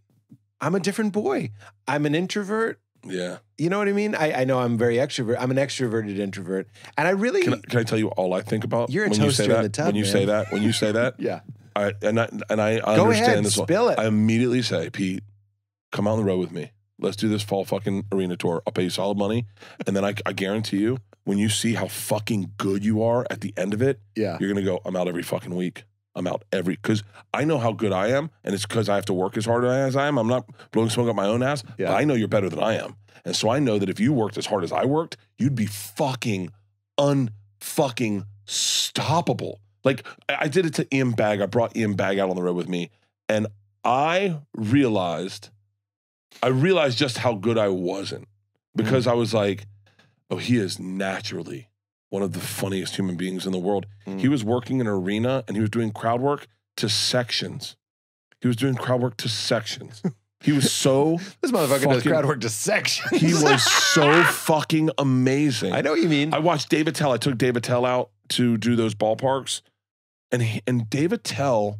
I mean, this is why I look up to great comics, because you watch them and your mind's blown. David Tell had memorized the landscape behind him, what the people were looking at in the cityscape behind him, and was using it as callbacks. Wow. And I was like, I've been doing outdoor areas or outdoor shows. Never occurred to you. Never once thought, I should look at the city behind me. No, that's a savant. Savant. Yeah. You're highlighting what I think the difference is. The juice that you get from like crushing, growing, almost like a corporation. I mean, you're like Nike. You're like, okay, we had a great year. Let's have an even better year. I am like that. I get it. And you didn't make that up, by the way. You sort of inherited, as did I, that mythos, that story from our culture. And that's your last, is it your last HBO special? Yeah. That's all over TikTok and Instagram right now? I believe so. It's in my algorithm all the time. Yeah. You clicked. It is. Did you click? You clicked, didn't you? Dude, it is. I am so blown away by your ability.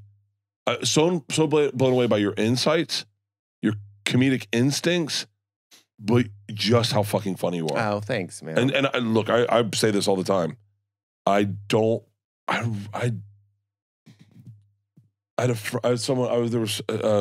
was listening to a group of guys shit on a comic, and I was just like, what are you doing?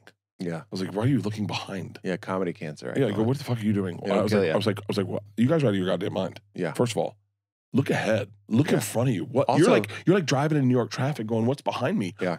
The fucking energy's ahead of you. Right. Fucking sit and watch Chappelle. Right. Sit and watch Patton. Sit and watch Sarah. Sarah's new hour that's on HBO, right? HBO Max right now is fucking brilliant. Edit that out, but yeah. Fucking, yeah. But like, no, fucking I love that. Sit and watch Rogan. I go, dude, I watch Rogan when I go to do the Comedy Mothership. Yeah. I do my spot in the Little Boy the other day. I run over to the big one. I run over and I watch him. And Leanne's like, what are you doing? Let's talk. I go, we're watching Rogan. And I was like, if I get a chance to watch great comedy, That's what I want to talk about. Like if you're like, what would you want to talk about with comedy? I'm not gonna. You want to talk about what you like. Yeah, Your positive Yelp. Yeah, like Matt Rife is killing it right now. Yeah, he's killing it. Yeah, he's killing it. The guy fucking did an announced video with Ashton Kutcher that went viral, and he sold out a fucking tour that is top to bottom. I go. That's what I want. I want to talk about the people killing it. Yeah, that's where I focus and celebrate. You know, like the great comics. What I was going to say was, and I get everything you're saying. Like, you know, you're lighting my fuse. I get it. I love comedy. I love improving.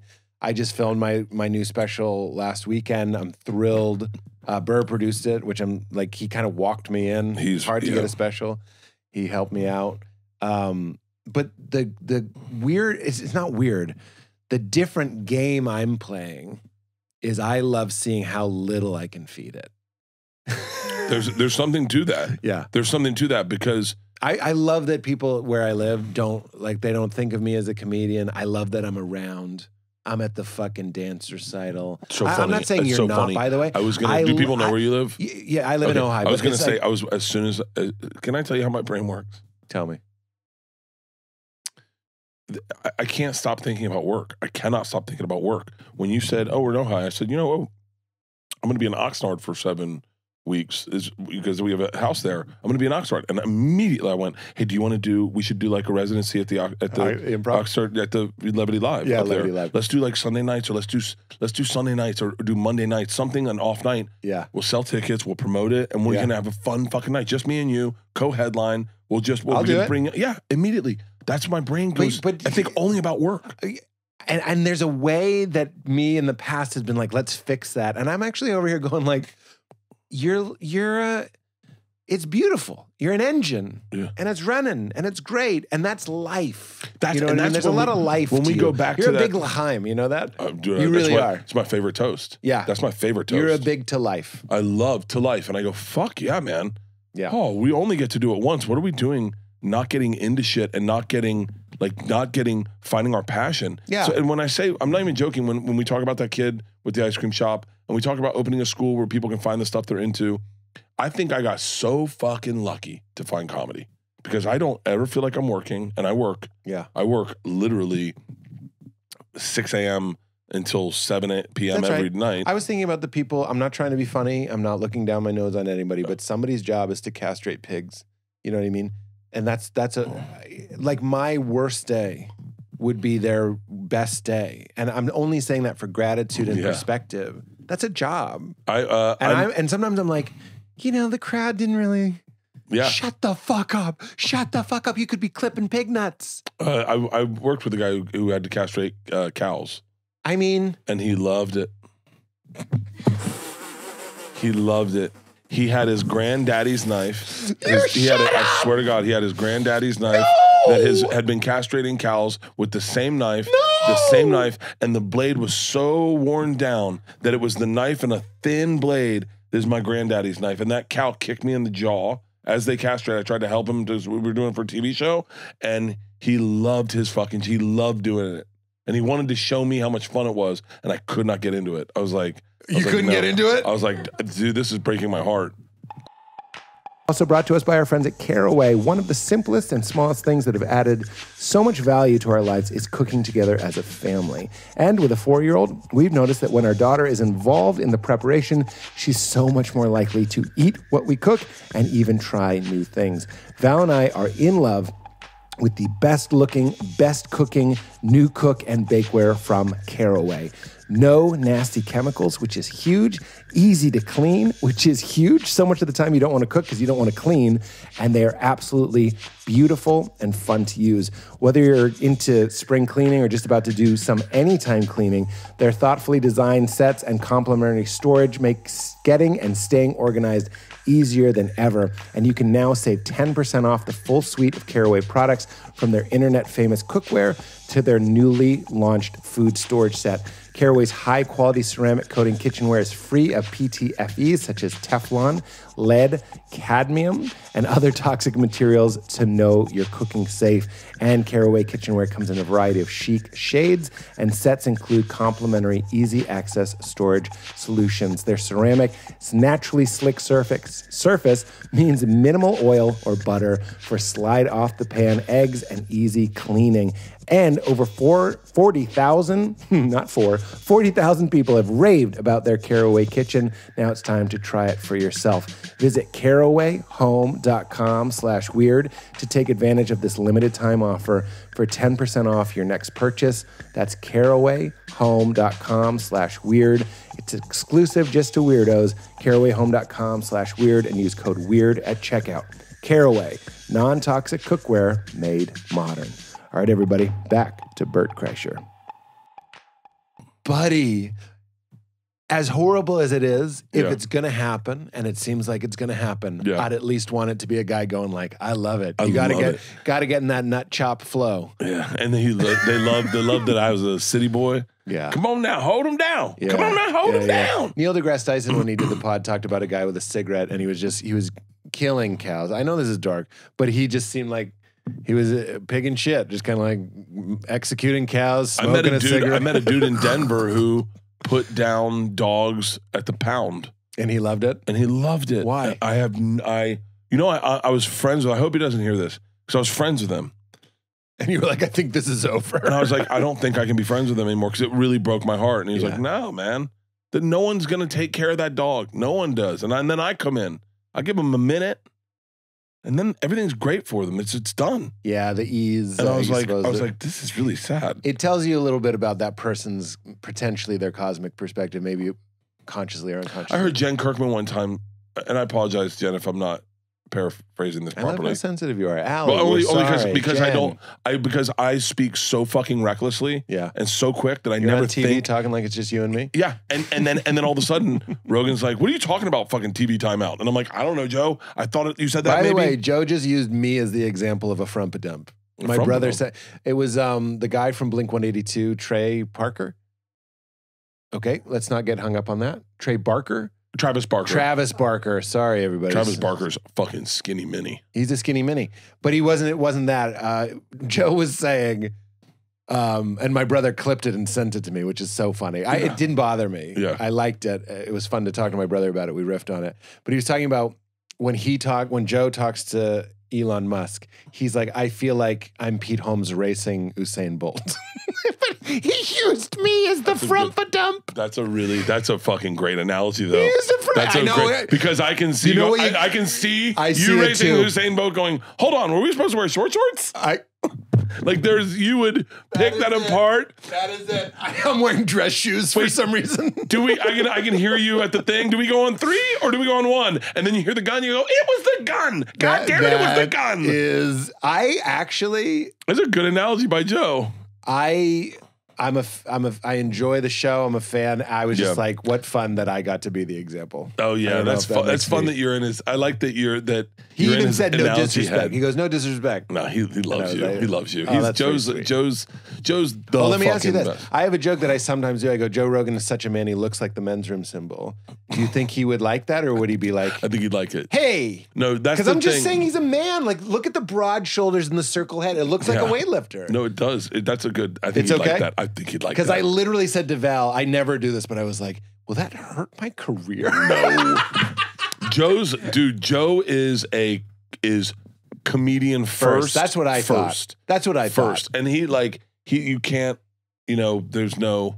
Okay. Yeah, you can't. I like that we aired this here. No, yeah. Joe's a comedian first. I remember I had a joke about UFC, and I go, don't you think it would be better if they had to fuck each other in the ass? And he was like, huh? And I go, never mind. And he goes, wait, what are you talking about? I went, I don't think you're gonna like this joke. He goes, why? And I said, well, because you're into UFC. He goes, I'm a comedian first. Tell me the joke. And I go, don't you think the fights would be better if one guy had to hold the other guy down and fuck him in the ass to win? And he was like, we don't get it. And I go, how hard would you fight? And then he started laughing, and I went, oh my God, that's right. You are a comedian first. How hard would you I would fight really hard. How hard would you fight? And I go, yeah. Deeply funny. If you knew your asshole was on the line. Also, I think I've tried to make the joke that There's only one body smell. This is never going to make it to the stage. Ooh, interesting. There's only one body smell. So the way your dick smells is the way your armpits smell. It's the way everything smells.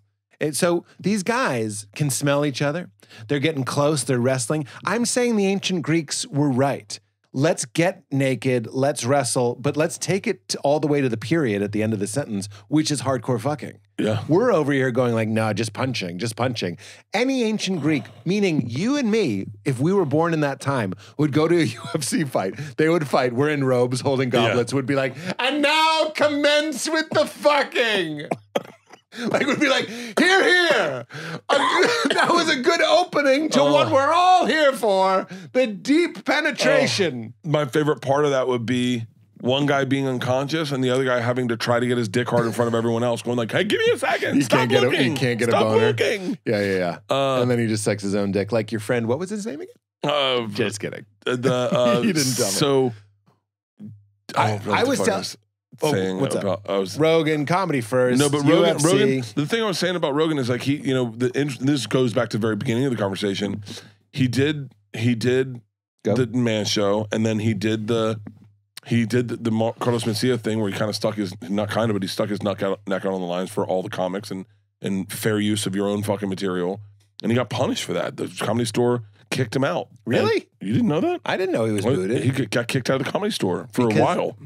Isn't that funny just how things shift and change? And so he had to he is, if you feel down about yourself, if you're like, I don't have a shot in this world, I don't have anything to hang my hat on, look at Joe Rogan. Now, granted, he had money. He could have just retired, but he was kicked out of the place he loved more than anything, the Comedy Store. And he was kind of had to take a little bit of a TV timeout from the man show. The Fear Factor's gone. He'd already done the sitcom. He's known now as the Fear Factor guy. Right. And he fucking sat in that office of his and said, I'm going to win. So I'm sure it's my phone just getting fucking slacks. He goes, I'm going to win. I'm going to reassess and I'm going to redirect my career and I'm going to start a podcast.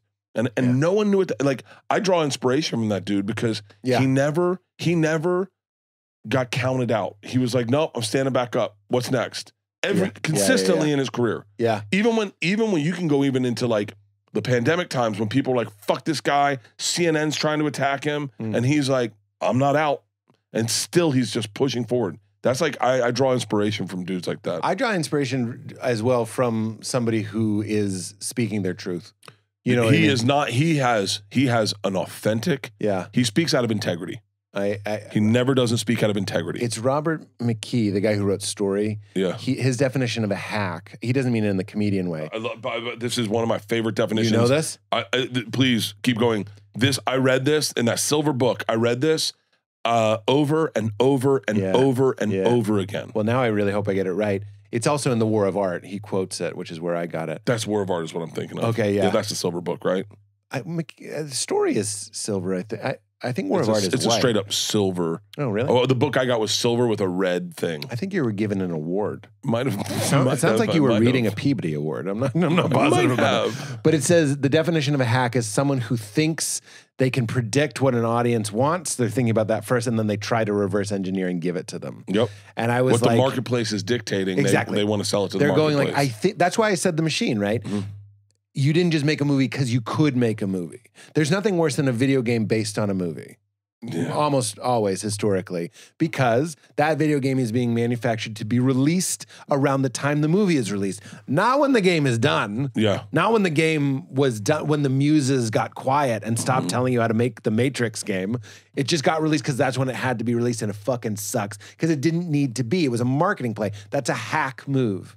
You're right. And what I find inspiring about Joe is that he's out there going like, I'm not making any choices based on fear. I'm going to explore, and people won't like, and then people will like. And by the way, I'm not an expert on all the things he said. I have to be nervous, and I'm not endorsing anything. I'm just saying I like people, and I'm drawn to people that are going like, I'm curious about this. Let's talk about it, and aren't going like it's not safe to talk about that or whatever it might be. It's the other thing about him, and this is, it's really hard because not everyone understands this. But when we say he's a comedian first, he is also just a comedian. Like he is. So like, I mean, he texts me. We He's obsessed with statins right now. Like With what? Statins. Like islands? No, statins. The heart medication, cholesterol medication. What is it? Why would you be obsessed with that? Who knows? Who fucking knows, Pete? What is it? What does it do? Pete? You have a cardiologist appointment coming up. Yeah, no, I know that I'm on statins because it lowers your cholesterol. Oh, you take it? Yeah, I take statins. And But it's not like something like statins lowers your cholesterol, but it also gives you like vivid dreams and you can astral project. Well, I'll tell you. And by the way, I know this because I've talked to Joe and I've now listened to the podcast he did with this great doctor. Talked all about statins. I talked about the fucking big pharma leaning in, trying to make money, selling their products to cardiologists who sell their products. Yeah. I now know way more than I should know, but I do know that when I started taking statins, they said, we want to really check your liver every other month because statins can fuck with your liver. Yeah. And that statins can shorten your lifespan where they think it's expanding your lifespan. And by the way, I'm speaking I like understand. I did the research. I don't know what the fuck I'm talking about. To quote Penn Jillette, if anyone watching makes a medical decision based on a comedian on a podcast, Yes. this is his joke. He goes, you deserve to die. That's his joke. His joke. I'm not saying that. But take it with a grain of salt. But Bert that's is who just, Joe is like Yeah. he's a guy who gets into something, gets to be in his bonnet, and he starts doing the research, and he's Yeah. passionate about shit, and it's one of my, it's like what we were talking about, your agent watching the games. Like, Yeah. we just love having a passion. I loved learning everything I could about poker. Remember when poker was so popular? Yes. I loved getting into that hole I where loved it the too. only thing that exists is learning like, 2-7 offsuit is the worst hand. Like, Oh, and that's what dude. comedy is. Comedy Dude, is like a so obsession. my thing for it's once again I go back to the kid with the ice cream store. I've had the so kid many. who doesn't have an ice cream store. By the way, if he does, I'll eat shit. I'll happily eat that shit sandwich if that exists. I'll be like, L'chaim. What if he's listening to this and he goes, wait, first of all, I do listen to podcasts. I didn't know you were talking about Pete Holmes. All right, we're in the clear. He doesn't listen to podcasts. Yeah, we're in the clear. And then he's like, secondly, I fucking make ice cream, bro. I'm not just some asshole. Yeah. Like my passion Yeah. is fucking ice cream. Like I'm why- just not gonna talk to some asshole who goes, what podcast do you listen to? That's right. He's like, hey man, maybe I have a little bit of dignity and I don't share my whole life with everyone, asshole. Yeah. And I'm like, but That is great. I go back to that kid and I think oh fuck, I don't even know what I was gonna say anymore. The kid at the ice cream store, we're talking about Joe. We're talking about I get into stuff, like really get into stuff. statins. And not statins. I wish I could get into like smart stuff, like history. I'm really into history. I'm really into I get like, this is gonna sound crazy, but like when we wanted to get a dog, I really got into researching dogs. Yeah, no, And I get it would be so much fun. It's to get back after a show, get in your hotel bed, and just get on the iPad and start flipping through dogs and going like, that's a good dog. Let me research. Oh, dog. Well, you know Argentina. what they say about like pornography is it's not pornography. It's the search bubble that you get in. Ooh. It's when you're looking for the thing that turns you on the most, right? Mhm. So it's not actually the jizzing. I know I'm saying it in kind of a funny way, but it's true. Yeah. It's not actually the orgasm. It's the 30 minutes that you spent trying to find something. So similarly, it's not the car, it's not even the dog. Seinfeld has this great line where he goes, it's not the movie, it's the drive to the movie. That sacred place where you know you're going to see a movie. It's not the vacation. Yeah, it's not. It's the getting ready for the vacation. That's right. It's not, It's not this conversation. It's like I liked that. I was looking forward to it as I was driving in. That's life. And I know I use pornography, but like I like to kind of let people off the hook and say, you're not just obsessing about something silly. You're actually creating this bubble around you where nothing else exists. And there's nothing like pinpoint focus, like bringing your attention even to something stupid. It might be a video game. When I play, I'm playing the new Zelda game. When I play that, I'm only thinking about one thing, and it can be. I'm gonna say it. I'm Rogan. I don't care. It's meditative. It can be. I'm going to credit Doug Benson. I'm not sure if this is what he said, and I'm just going to apologize, Doug, if this is not what he Allie, said. we're sorry. Jen But- Kirkman, we're sorry. I Did never you even even said say Jen's- what Jen said? She said something about the Capitol Stormers made sense, and that I don't know. Okay. I'm joking. I'm didn't trying to hear think what of you- something totally I Jen didn't would hear what never you say. said, so I just said Jen okay. said that she didn't ask to be born. At one point, I thought that was crazy. I never thought about that. I thought about it as a gift, never a curse. And then I realized, there's a lot of people in this world that never asked to be born. That's like Joe DeRosa. Don't forget what you were going to say about, who is he about to quote? Doug Benson. Therapeutic. Doug has a great, not Doug, Joe DeRosa has a great joke where he goes, Jesus died for your sins. And he goes, I didn't ask him to, which I think is so funny. It's interesting. I actually think Jen is articulating the central point that the ego would like to make, which is I'm here and it's not my fault. And I actually think it's artistically honest. Yeah. But it's not, to me, I would shift that. I would go like, I don't find that to be a helpful worldview. I don't think she's saying it is either, but it is honest. It can be honest. Doug Benson said the thing he likes about roller coasters is that you're forced to be present. You're forced to be in that moment. It's really hard to think about your taxes when you're fucking free falling. That's what Ramdas says. He goes, when you're in a car accident, chances are you aren't horny. Yeah. But that's how, and he also says when you're reading a book, when you start reading a book, you can hear the clock, the second hand of the clock ticking. Then you get into the book and it fades away. So what is consciousness? And this is what I'm saying about your guy, the golf cart ice cream shop guy. Focusing attention and doing nothing deliberately can be an incredibly powerful thing. It can actually change reality. You'll stop hearing a sound. But that's very different from just getting, I don't know what that guy was doing, but getting baked and listening to whatever's on the radio. Here, drink this. What's that? It's Magic Mind. Shake it. It's got a little bit of caffeine. It's got nootropics and adaptogens. So it helps with stress, helps you think. Joe loves it. Oh, yeah. They just sent him a big case, but you will love it. But we hit that 90-minute lull, and I was like, this will help us. This will carry us through the end. I already had mine. Tastes good. Yeah, it's a good thing. You're going to love it. Where were we? Oh, you were about to quote Doug. You already did. I did. All right. Yeah, I did. Where were we? We were talking about, I don't know, we started talking about what I was about to do the man show. You want to finish that? No, I called Tom and I said, hey, do you want to do the man show with me? And he went, nope. And he was like, why would we do their show? He's like, let's just do our own show. That's a great, Rick Rubin says he doesn't hang up his gold platinum records. And he goes, why would I try to do something I've done before? Why would I surround myself with the burden of hitting a benchmark that I've already hit? Yeah. He's like, blank walls. It's like you. There is no razzle dazzle. You're just here today. You're just going for the next one.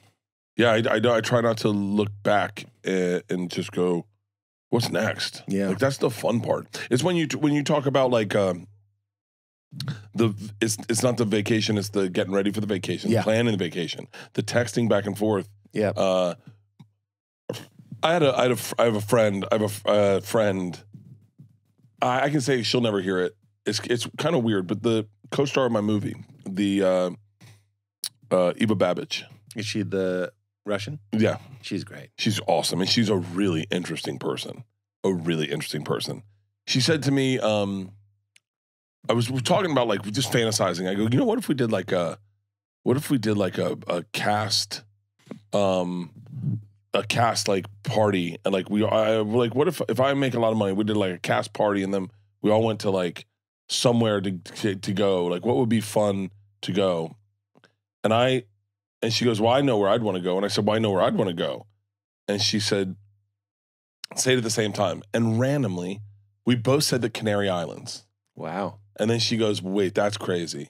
She goes, what if we went, but we went on the wrong weekend and everyone else went on the same weekend? And I went, she goes, what would we do? And I was like, I don't know. Sounds like this woman was hitting on you. No. Well, you know, it's so funny because she said, she's like, wouldn't that be crazy? She said something to that effect. And then I said, and then we started joking and we started like planning a trip that we were never going to take. Yeah. But we were texting each other fun things. Hey, do you know they have windsurfing? And it was really fun. It was really fun. Yeah. And then I was like, this is almost fun. I'll never go on this trip with her. It's more fun. Yeah. And I was like, I want to start planning trips with people that I'll never do. Yeah. But just plan them. Like I have a chat thread with Joe DeRosa, Ari Shafir, Shane Gillis, Sal Vulcano. And I don't know what it was, but the last thing someone said was, are you guys here? And then randomly, Joe DeRosa goes, like 2 weeks ago, just goes, is anyone coming or not? And then Ari goes, I'm on my way. I'm getting wine. And then Sal's like, do we need food? We're talking about a thing that's never going to happen. And it's so fucking fun. You're really tapping into one of my cornerstone beliefs, which is everything is an excuse to love. And that sounds so basic. That's great. But this planning a party isn't the party. It's just a way to say with subtitles on, I see you, you're valuable to me, I remember you, I'm holding space for you, and I love you. That's all of it. Yeah. So Instagram, fucking this podcast, stand-up comedy, even an argument, like can become an excuse to love. And that sounds so basic. All of the profound truths of my life sound so trite. But when you really like, when that explodes like fireworks, I love that more than anything. Yeah. I love the, you know, when I love loving things. That's number one. I love loving things. Yeah. And I love getting into things. And I love, I was talking to someone about, I love going to live shows. As a comedian who does live shows, I love going to live shows. I love going to live shows at venues I've performed at to see what that venue's like. Yeah. And I love, my favorite part, you know, someone said, why do they even do pre-sale when you do tour dates? I said, pre-sale's for the people that love. Because pre-sale is when I know I've done a little bit of work, set it on my calendar, I got an alarm that comes up, I know the code, and then I can buy good tickets for a good price in a good section. Yeah. That's for me. And by the way, I do it on mine, that's for the people that love. And so then, and I go, my favorite thing to do is, I did it for Steely Dan. I went through a huge like resurgence of Steely Dan over the pandemic, like really listened to a lot of Steely Dan. And then Steely Dan was coming here and I said, I got on pre-sale. I bought a box at the Hollywood Bowl. I got the whole box. I bought all the tickets. And then I got to plan. First of all, I had something to look forward to, but I got to plan my night. I got to fall in love with the thing, like really take my time. And I said to my wife, who do we want to go? Yeah. And she goes, well, you know, you've been listening to Steely Dan a lot with your trainer. You should invite your trainer. And I was like, yeah, because we've been listening to it a lot. We're both into Steely Dan. And I go, oh, you know what? Her roommate is Antonio LaFassa, one of the best chefs in LA. At the Hollywood Bowl, you cater your own dinners. Yeah, I know. Let's have Antonia cater our dinner. And then I got to be honest with you, Pete. I didn't enjoy the show because all the fun was over for me. The fun of planning, the fun of wondering, do they sell sweatshirts? And then I got there and they didn't sell the sweatshirts and I was cold because I didn't bring a sweatshirt. And then he didn't play all the songs I wanted him to play. Everyone had a blast, but I was like, it's over. It's almost like, I was like, fuck. It's like if you plan on having sex with your wife at night and then you talk about it all day and you're flirting on text, and then the second you penetrate, you're like, well, this is going to be over in a fucking couple minutes. And then I'm not getting this again. Was way ahead of you. I was going to say I dated a woman long distance, and and Val and I dated long distance. That's my wife. And there's nothing better than those times where we're like, Val's coming this weekend. You're at work and you remember, and you're absolutely right. As soon as the car's in the garage, you're just like, T-minus 35 seconds. What, do you want to get a pizza? Yeah, exactly. Like we're like, it was all the anticipation. We went every time we go to Hawaii. We go to Hawaii not fairly often, but we've gone a bunch with the girls. Every time we go to Hawaii, I get so bummed. Yeah. Like day 2 where I go, it's almost over. Yeah. I think that's what I'm going through in my life right now. At 50, I go, so fuck, I mean, first of all, it's a blessing to have lived this long at all, because I know people that didn't make it here. But I go, it's like 25 more years? 25 the way I live? 20? 30? Yeah, I think we'll get 30? I don't know, maybe. Well, some they'll fix something. There's got to be some technology that shows up. And so you're one of those anchor tattoo old fucks at the nursing home, though. It's like, I had 4 martinis this morning, and you're like 90. But like, you look 110. Yeah. But like I wonder if like, I love the planning the trip. I love the airport ride. Yeah. I love the fucking flight. I love landing. I love that first night's dinner. And then everything after that, I start going like, fuck, it's almost over. That's one of the tricks of life. But we don't have to wait to try and do it. We can do it right now. It's called dropping anchor into it. Like I catch myself, what's next? When's this over? Like I'm having a great time. Yeah. It's okay. It's okay. It's running. It's like sand running through our hands. And we can either panic or we can just go like, that's what it is. And that's actually what informs the beauty of it. I really think if you knew, because, okay, I'll tell you this story. We went to Bora Bora and we were having such a great time in Bora Bora. By the way, I don't even know anything about it, but I already love this story. It's the Canary Islands of the French Polynesia. Yeah. So we're in Bora Bora and we actually had our baby with us. It was awesome. And, you know, we were there for 6 days or something. And around day 5, we Kreischer'd it. We were like, what are we doing? Why are we going back? And we were like, let's stay for like 12 days. Yeah. Let's stay for 2 weeks. We just extended it, kept the room, fucking nuts. We went, we machined it. Yeah. Around day 10, I was like, what is this, hell? Is this some sort of hell realm? Hold on. the hardest I've ever laughed. Not the hardest, but one of the most purest sentences that made me fall out of my chair laughing. Do you know Matt Frost? He's an agent over at CAA. I think I do know Frosty. Matt Frost. Frosty is the best. I love Frosty to death. He used to be my agent for a long time. He's the best. I love that guy. So me and him were doing a show, I think with Jay Moore in Hawaii, and the trip was 3 days. You fly in, day off, perform, and then you fly out the next day. Or maybe even the next day. And Frosty goes, it seems like a short time to be in Hawaii. Yeah, why fly all the way? I was like, yeah. And he goes, what, does she want to extend our trips? I said, yeah, let's extend our trips. He goes, how long? I go, like a week. He's like, yeah, we'll do it. I'll stay an extra week. We do the show. We're having a great time. And Frosty and I, everyone's like, oh, I got to leave tomorrow. And Frosty's like, not us, not us. Everyone leaves. We spend a day by the beach. We get drunk. The next morning, we wake up to go to breakfast, and Frosty has this look on his face. No. And I go, what? Stop. And he goes, stop it. we have 6 more days. And I go, yeah. And he goes, the exact same thing. I said, yeah. And he goes, should we get jobs? We get jobs. And it was the funniest thing because you're like, yeah, what are we doing? Just sitting here? Like, what are we doing with our lives? Like, we're just, and then. That's what I mean. When you are at a hotel that only has 7 different dinners and you've had each of them twice. Yeah. You're asking for a handgun for dessert. A vacation. That's what I love about touring is that it never gets old. Yeah. It never, like we leave. What's it? We leave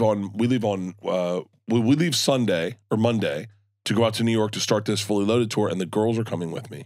Both girls. George is bringing a friend. Leanne's going to be on the tour. And I go, this is what I could do for the rest of my life if my girls would just give up on their dreams and just live with me. Yeah. And live with me on a tour bus and just everyone works for dad. Like do it Ozzy Osbourne style. Yeah. Like the whole fucking family just fucking focuses around dad. Yeah. I could do that for the rest of my goddamn life. Yeah. I would never get off tour. I'd buy them a tour bus. I'd buy the dogs a tour bus. I'd be fucking, I would love that. I would love that. There's a great feeling. Dude, the best tour I've ever been on was during the pandemic, we did that. I created the drive-in movie theater tour. And the very first day we all tested. We all got on the bus. Everyone tested negative, and we went, this is our bubble. We can't leave this bubble. No one interacts with anyone. Deal. And we lived in a bubble on a tour bus for, I think, like 6 weeks. And I was like, this is everything. Yeah. This is everything. It's what we were saying about the search. Didn't I use the word bubble? Yeah. It's like you want to shrink. We're not supposed to know as many people as we know. We're not supposed to know as much information as we know. We're not supposed to know as much. And you and I, people as animals, we're not designed to hold all of this. I should not have a phone. No. Like I actually You also shouldn't be getting updates on the like political infrastructure of Sicily. Yeah. You know what I mean? Oh, you hear about the unrest in Sicily, the market. Can we not? Because I'm trying to deal with the trash in my car. Yeah. I'm not trying to put down a country's needs. I'm just saying it's overwhelming when you know everything about everybody, and you're not supposed to. You're not. And you're not supposed to know what I could name 300 celebrities. You'd know what each one of them looks like. You'd know a little bit about each one of them. It's fucking wrong. I shouldn't know who Sebastian Stan is. Yeah.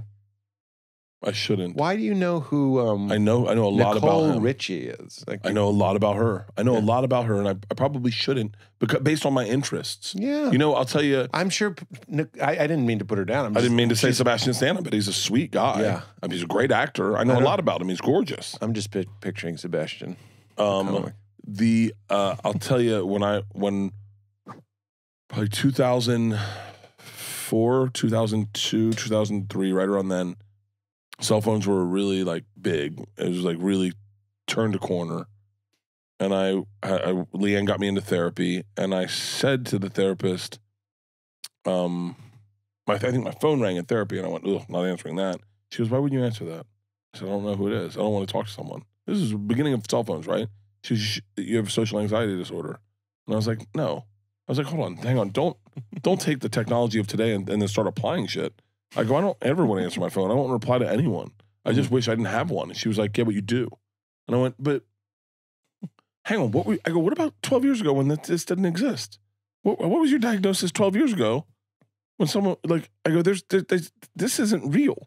This is a new thing. And you're now applying my fucked up behaviors to something that wasn't here 12 years ago. Right. And I remember being really upset. The same therapist told me, by the way, I said I have a fear of flying. She goes, when was the last time you flew?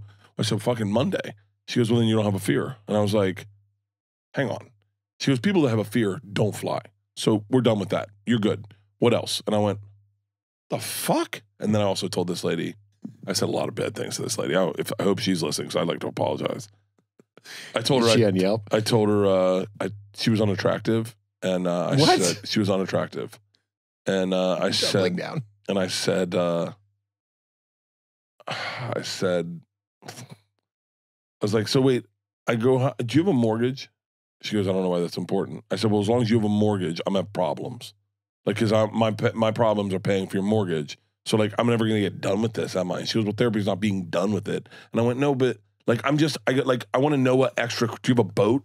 Because if you have a boat, then I'm worried that I'm going to have more problems because you're going to say we need to come twice a day. You want a therapist with an $800 a month apartment. And then I said, and then we can be honest in therapy, right? And she said, yeah. I said, well, I'm attractive to you. So like, you're always be excited for me to come in because I'm more attractive than you.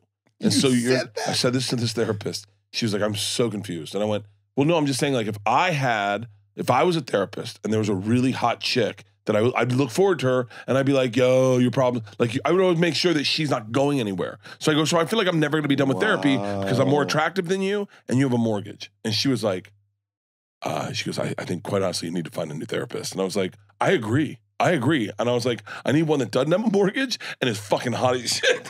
And she was like, wow. Oh my God. This is. You know, I hear that's a very funny story, obviously. And there's something going on there. Oh, buddy. My therapist who just did the podcast would admit that our sessions were like funny and interesting. So that he had to be alert as to not withhold healing. Yeah. Or some piece of advice that he's like, I'll tell you next week. Like because maybe he wanted to. It's interesting. But it does presuppose that the therapist is sitting on some sort of golden ticket. Really, they're just there to create a space where you do the work on yourself. Yeah. Well, you gotta. Well, first of all, you gotta trust in therapy. I didn't trust in therapy at the time. Yeah. I did not. I was put into therapy by everyone around me going like, you should go do therapy. Yeah, that's tricky. That's like when other people get you sober. Like it's a little bit more helpful when you go like, I need therapy. This latest run of therapy was like me saying, well, because I stopped doing therapy because I was talking too much and I could not get my voice to rebound. Wow. So to talk for an extra hour was really fucking me up. I was just looking at that. You have one of those? See up there on the top shelf? Oh, I can't have humidity anywhere in my lungs. Why? It clogs them up. Like I can't go into steam rooms. Really? Yeah, my lungs will be like, as even just talking about it, psychosomatic. My lungs, ever since I was a kid, if I slept near a humidifier, I'd wake up with a chest infection. Really? Yeah, I don't know what it is. I can't do Mucinex. I think I have allergy-induced. I don't know what the fuck's wrong with me. Anyway. You ever see a ghost? Ghost? Yeah. Yeah. What do you think that has to do with my lungs? I'm bringing us in for a landing. Fuck yeah, so I've seen ghosts. You ever see a ghost? Fuck yes, I have. Fuck yes. Dude, I hardcore believe in ghosts. Tell me your ghost. Hardcore. Tell me your ghost. We went to... it was a Monday. Alcatraz. It's like your Yelp review? We went to Alcatraz. Now, you can Google this, and you can find the exact stats of the things I'm talking about.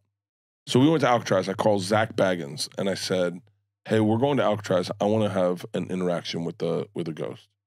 He said, okay. Zach's like Ghost Adventurers on Travel Channel. He is, I would say, the foremost expert in paranormal activity in the world right now. Right. He said, here's what you do. Get lost, find a place, hunker down, and welcome them in. Have a conversation with them. Like literally Like scare yourself, get yourself scared, and then that's when. And so I said, okay. Wait, so he's like, they like the fear? I don't know, but like he said, like put yourself out there, like go down and say like, hey, I'm here, I'm ready to, I want to meet you or whatever, like welcome them. Right. And so, because no unfriendly spirits ever pass through Alcatraz. I have so many jokes about this. Like because because I was like, how come all these jokes are these ghosts are progressive? Where are the racist ghosts? Like, it's interesting. Like, ooh, why is there a black guy holding a camera? What? Who's letting the woman talk? Someone smack her, please. In my day, no woman would tell your man what to do. Why isn't she pregnant? So, why isn't she pregnant? He says. So it's always just boo, and then they're done. Yeah, just boo. You came back from the other side to say boo. Yeah, like there should be one ghost that's like, meh. Like in anyway. So we go to Alcatraz, and I start kind of disappearing, getting lost, and then I'd catch up with a group. Private tour? Private tour. Like private allowed tour. to private tour. peel off? Private tour. We're taking there at midnight on a boat over to Alcatraz. We're the only ones on the entire island, other than the one guide taking us around and showing us the entire facility. Well, it's when I worked for Travel Channel, so we have a film crew with us.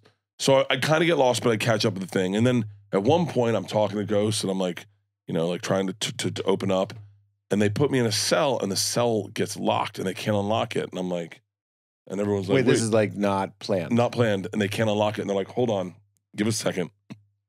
This has never happened. And I start really getting scared, like actually really getting scared in a weird way. Like I have a panic attack going like, what if they can't, what if it's going to take like a minute to get there, like a couple weeks or like a week or a day to get this. Like, what if they have to bring in a chainsaw and fucking Yeah. And then I'm like, and then it unlocks, and I'm like, okay. But I got really scared. I got genuinely scared. So then everyone goes up to the infirmary, I think, and I tell the guy I'm gonna go wander. And I know there's cameras kind of watching me wander. We're filming everything. I'm gonna go wander. I said, where's like the fucking scariest place? He goes, downstairs in isolation. Like isolation's pretty fucking sketchy. I said, really? And he goes, yeah, go down. The doors do not lock. I said, don't worry, but go down, close the door. You can fucking find one. It'll fucking freak you out. So I go down. I go down to where the isolation where they put the guy solo by himself. Yeah. I go down and I start looking and I find one, and I go in and I shut the door, and I'm like, all right, my name's Bert. I'm here and I'm for real. I want to see you. I want to talk to you. I want to know that you're real. I want to feel your presence. And I see a red light in the corner. I go, God damn it, they put a fucking GoPro in here, right? They put a fucking GoPro in here. And so in a weird way, I get very comfortable because I know there's a camera filming. Yeah. So I play up a little bit and I go, I'm not scared of you. I don't know what you did, but I know you're a coward for doing it. And because it's a criminal. It's a criminal, right? I don't know who you hurt, but you're not going to hurt me today. And all of a sudden, it gets ice cold in there. And I'm like, and I get chill bumps top to bottom all over my body. And I'm like, and I feel a presence on me. And I'm like, and I see the red light. And I'm like, okay. I'm getting chill bumps right now. I go, I'm not scared. And I hear a fucking, like a slam. And I'm like, motherfucker, I'm scared. And I get out. Now, in my head, I go, they got the shot. And I get out and I fucking pop out and no one's around. And I go over and I find my cameraman. And they're like, where'd you go? And I said, I went down to solitary, confinement. And they're like, really? I said, yeah. And I'm like, have you guys been down there? And they're like, no, where is it? And so I take them down and I go, it's down here. And then I was like, hold on. I go, listen to the producer. I go, do you want to jump in and grab the GoPro? She goes, what GoPro? I said, you guys put a GoPro. There's a red light in the corner. I know there's a GoPro. And just so you know, it's good footage. I did get scared and I did run out in a fucking thing. But there's a GoPro. And she goes, there's no GoPro in there. And then the guy says, this is solitary confinement. And if you really want to get spooked, go in there. And if you see a ghost, you'll see a little red light. People say they've seen a red light. And I went, hold on. So I go in there with a flashlight into the same one. And there's no fucking red light. I'm looking everywhere for a red light. I shut the door, no fucking red light. And I'm like, oh my God, the red light was the ghost. Google it. I swear to God, Google it. And I Google it, you'll find it. I haven't found it, but that guy said it on the tour. And I was like, I was in there with a real fucking ghost the whole fucking time. And then I was terrified. I wouldn't leave my camera crew's side. I was like, there's fucking ghosts in here. And we fucking left. We got off the thing. I started drinking whiskey right away. And then I was like, let's get the fuck out of here. Yeah, spirits lead to spirits often. Yeah. I can't believe I can. Yeah. And I'm terrified. Oh, I've been molested by a ghost. I think I was raped by a ghost one time. Tell me. My body. People have talked about this before. Didn't we just talk about this? Kesha was talking about it. You all of a sudden, you almost get sleep paralysis where your body, you're kind of awake, but you're dreaming, but you're kind of awake and you're present and your body is held down. It was when it was the first time it ever happened. I was probably 12 years old, 14 years old, maybe 12 or 13. And I was held down in my bed and my body couldn't move. And I felt a woman, a female on top of me, take control of my body and have sex with me. I'd never had sex before, and then I had a nocturnal emission. I had a wet dream and I went, and then all of a sudden I could get up. And as I got up, I checked and I was like, oh my God, I just had a wet dream. Like, what the fuck? What the fuck was that? But I got completely, I had complete and total lucid dreaming where I had sex with someone. Wow. Lucid, and I had a nocturnal emission.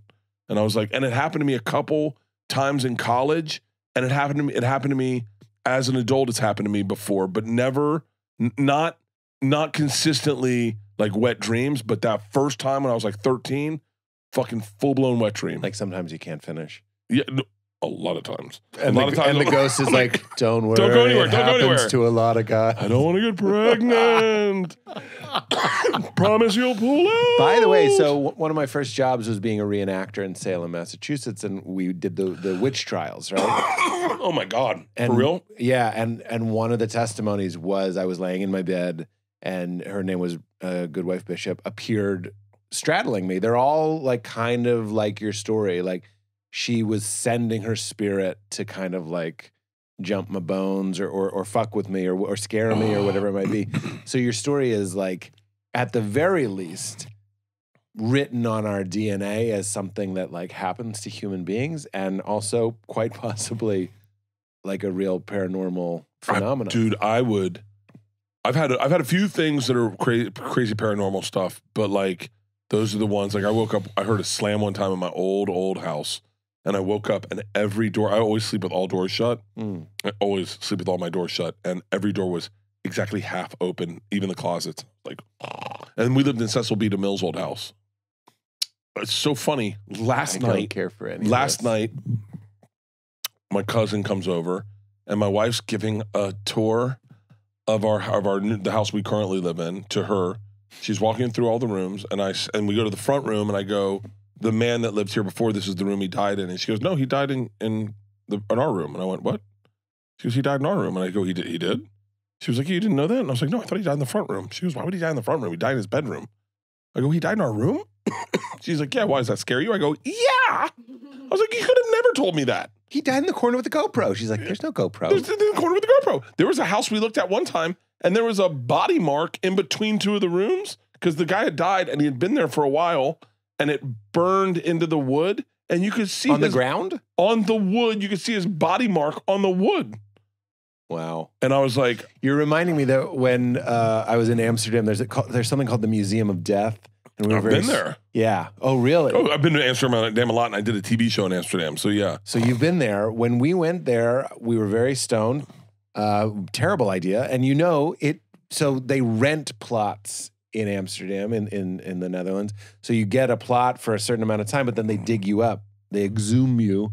And then this museum, terrible idea, is just people's belongings that they found in their coffins. So it's literally just old glasses and a pocket watch and a handkerchief. And you're walking around and you're just like, first of all, it's like quite a ways outside of the city. Mm-hmm. It's not really a museum. It's just kind of like a building.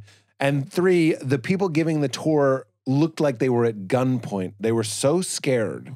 The tour people were terrified. They were. Yeah. It wasn't an act. This was like the most boring museum, and they were like, and in this room we have some of the baby coffins, you know, and then a door slammed, and the woman jumped and screamed, and it was not part of the fun. Oh, she was just like, I picked the wrong choice. Zach and Aaron Goodwin are run Ghost Adventures. Ghost, I think I'm saying that right. And I was friends with them, and they would say they would go to these houses and they'd bring spirits home with them, and that their houses were then fucked because they'd have spirits in their houses and Zach has bought. I mean, you'd have to Google it, and I don't want to say it because I don't want to misrepresent it, but Zach has bought like beds mass murderers killed their victims on, and he bought the house Linda Bianca lived in right around here. Yeah, he bought that house. Or maybe not Linda. No, Linda Bianca. Linda Bianca was the one before Sharon Tate, right? I don't know. Her husband was a supermarket mogul.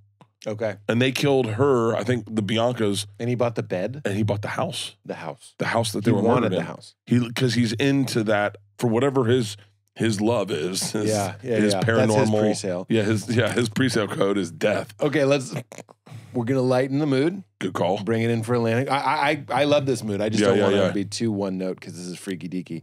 And you already kind of did it since you did the show like over, I feel like 8 years ago. Was that the last time I did your show? It was at Meltdown. It was about 8 years ago. Oh my God. Yeah, it was crazy. You know what I remember from it? We were riffing so much at one point. You went, "We're dancing." Like we were laughing so much. And we didn't really know each other. No, yeah. Anyway, I had another memory. I remember when Segura did it, he was on the phone and he was whispering what Dave Chappelle said. Like Chappelle had all those jokes about Louis. And you remember there was a climate that you couldn't even like say the jokes that Chappelle said about it because we were still kind of, it was baby steps of a new time. Yeah. And I remember Segura before he went in, as if he was, saying the nuclear launch codes. He was like, and he said, "Bitch, you can't hang up the phone." He was like that. And I was like, wow, that was a very interesting time. Okay, what was I saying? Oh, you already said it, that one of the times you laughed the hardest in your life, you already said one. This is the new question we ask at the end. Can you think of the time you laughed the hardest, the most in your life? But you don't have to burden yourself with finding the time. Is there a time where you're laughing to the point of tears? Maybe you're a kid. Maybe someone fell. Maybe someone farted. Speaking of which, I thought of a roast joke for you. I was like, you can't stop working. You're like the frumpy Kevin Hart. You're like Kevin Fart. It's not quite right. Kevin Shart. You're Kevin Shart. Yeah, thank you. You just improved it. Bert's like Kevin Shart. I can quantify down. I'll only because I love laughter. I'm gonna give you just a couple of my favorite laughs I've ever had in my life. Number one, you can find online, and this is one of the hardest I've ever laughed in my life. Tom and we had just started really hanging out and being friends, and we went to Hawaii together, and with our wives. And I was drinking, and we went upstairs, and he asked me if I would shave his back. And in shaving his back, I realized that his armpit hair was connected to his tit hair. And I said, "Hey man, can I just hollow that out for you?" And we're happen to be recording this. What's the matter? I'm just freaking out how funny this is. So Can I hollow that out for you? Or just so I go. You wanted to make it a peninsula. Make it so that you had armpit hair and chest hair. That it wasn't one set of hair. Yeah. And I said, what I do is I'll Caesar my tits. I'll Caesar them. I'll cut the hair like this so they look more defined. I'll do it for you. You're going to look so much better. I'm being very earnest. Stop it. Of what? This is too much. You're saying it like it's normal, but it's not. It's so funny. Normal. It's not like the weirdest thing I've ever heard, but it's very funny to have you be like, so naturally I said, I can Caesar your tits. Caesar them out. Yeah. I'll Caesar them out. I'm hollow out dying. your armpits. I'm I'll give you dying. a little diamond under there. You look good. So I take the clippers and I do the first tit. And as I bring it around the corner, I'm too close to the forest to see the trees. As I pull back, I realize it looks like his tits are wearing sunglasses. Like, and it looks ridiculous and it looks really bad. And I also, in my head, I know this is our first of 6 days in Hawaii where he's going to have to wear a Just shirt double on the down. You beach. should have done horizontal lines like those 80s sunglasses. You should have just made it look like it. And I'm laughing so hard that I can't apologize. And he's like, and all he's saying with very vulnerable eyes is, does it look good? And I'm going, oh no, it's not great. And then he goes into the bathroom and you can see the video of me sitting on the toilet, sweating, and I can't stop laughing because he is not happy. And he's like, looks horrible. Okay, that's one. What did he do? Did he just shave it all off? No. He left it like that and wore a shirt at the beach the whole weekend. Oh my God. By the way, that reminds me of one of my other favorite moments in the machine. What? Is when the guy has his throat cut and you go, don't touch it. It's bad. It's bad. It's bad. Don't touch it. It's bad. Another time we were smoking weed. I was smoking weed with my sister and both my sisters, and we were on Catalina Island. And we were the big group, we were camping, and someone said, you know, there's buffalo here. And my sister said, really? And they said, yeah, the owner for the Cubs, they used to do spring training out here. And so the owner for the Cubs brought out, like he owned it, they did the spring training, and he brought the buffalo out he brought the buffalo out. And my sister goes, for a scrimmage? And I went, huh? And then I had a visual of the Cubs warming up on the home field side, throwing the thing, the owner coming out in a seersucker suit with a big cigar and a fucking straw hat, seeing the Cubs warming out, and then looking over and seeing buffalo grazing on the other side for the visitor team and goes, I meant the fucking team, not the guy. And I couldn't stop laughing. I could not stop fucking laughing. I could not stop laughing. I meant the team.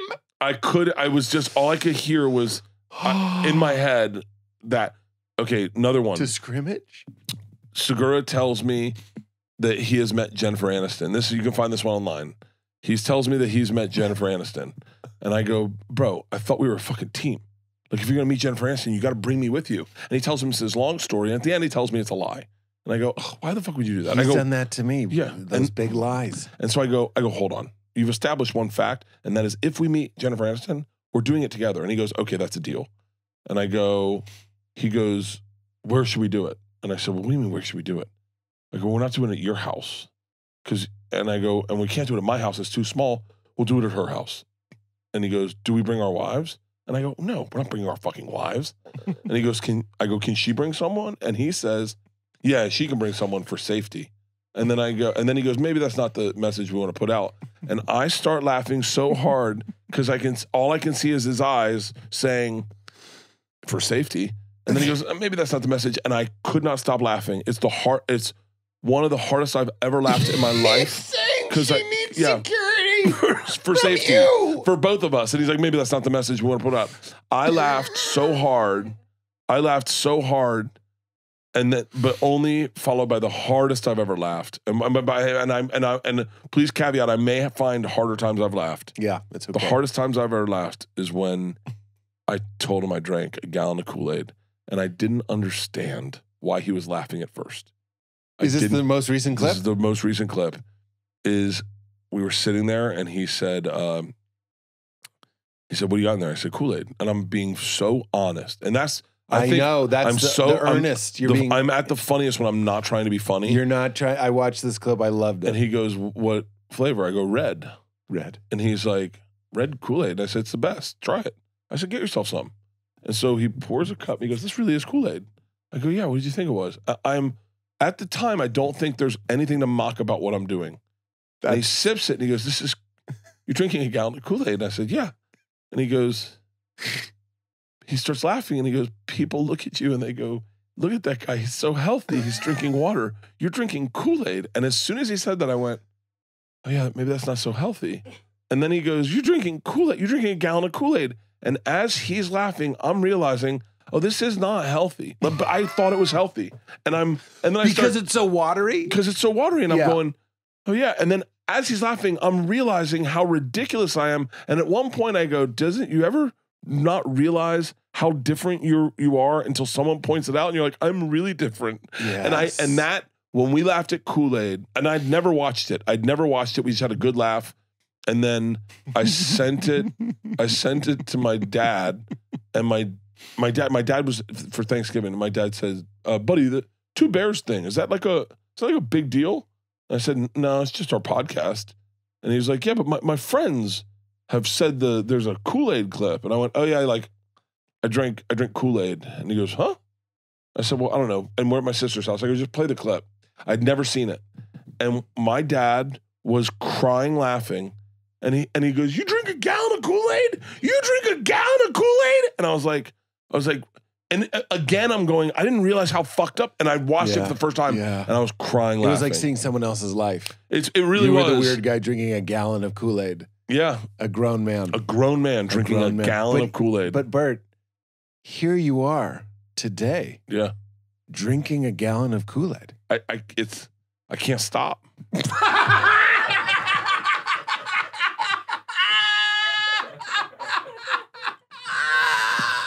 It's red. And you say it like a little kid. It's red. What So flavor good. is it? Red. It's so good. Well, we're not going to be able to top. What a great edit. You are a dream guest. Buddy, I love you. I love you. I love having talks with you. You're a so delight. fucking great. Thanks, man. You're so fucking great. Let's get together this next Let's at do the it. end of the summer. We'll do some shows together some and hang out, oxys. do some dinners. Oxnard shows. Yeah, we'll do in some Oxnard. oxys. Don't call them oxys. Why don't we call it Oxys and Oxnard? I think that's probably been taken. That's been taken. I would love any excuse to do something together and laugh again. What a delight you are. Would you, everybody go see The Machine? I clearly Please plugged check the it out. fuck It out should of be it. on. Should be coming out on VOD. I think it's got one more week in theaters. VOD. It'll be in theaters for a while, but VOD is coming out, and then It's worth seeing in the theater. Though. And then I mean, we'll it's be on. fucking I'm great. sure we'll be on a streamer soon. The other joke I love was Yeah. Mark Hamill getting out of the car, playing your dad, and he goes, "Now this is the kind of Russian architecture I was hoping to see." Yeah. I was like, that joke. There was so much of that we had to cut out just for time. Just him being a Just dad. him being here. He was really. There was so many fucking funny one. We have a great moment that we had to cut for time of me and him inside the fucking train station. Yeah. Oh, it was Great sets, by the way, too. That train looked dope. Oh yeah. And also, here's a great. I think Mark Hamill's so funny in it, and I don't know if he gives a fuck, but I'm like, it was 0% Skywalker. He completely vanished. He just was that guy. A lot of And I people love saying it. this is the best movie he's ever been in. That is overly a new hopeful. Yeah. I said, Mark, wouldn't it be cool if we did 3 of these? That is He's so. like, well, Well, it's set up for a Sikh. yeah, it Except for a is. Sikh, It ain't is. it? It is. The Ain't it? Mexican mafia. I mean, We'll see. I'll be there. Would you say keep it? We wrote it out for you. Keep it crispy. It's just how we end. Thank of you course. for doing this. Where do I want me to say it? Just say it to me. You could just say it to me. Hey, Pete. Keep it crispy. We did. We We did. did today. You made it weird. You made it weird.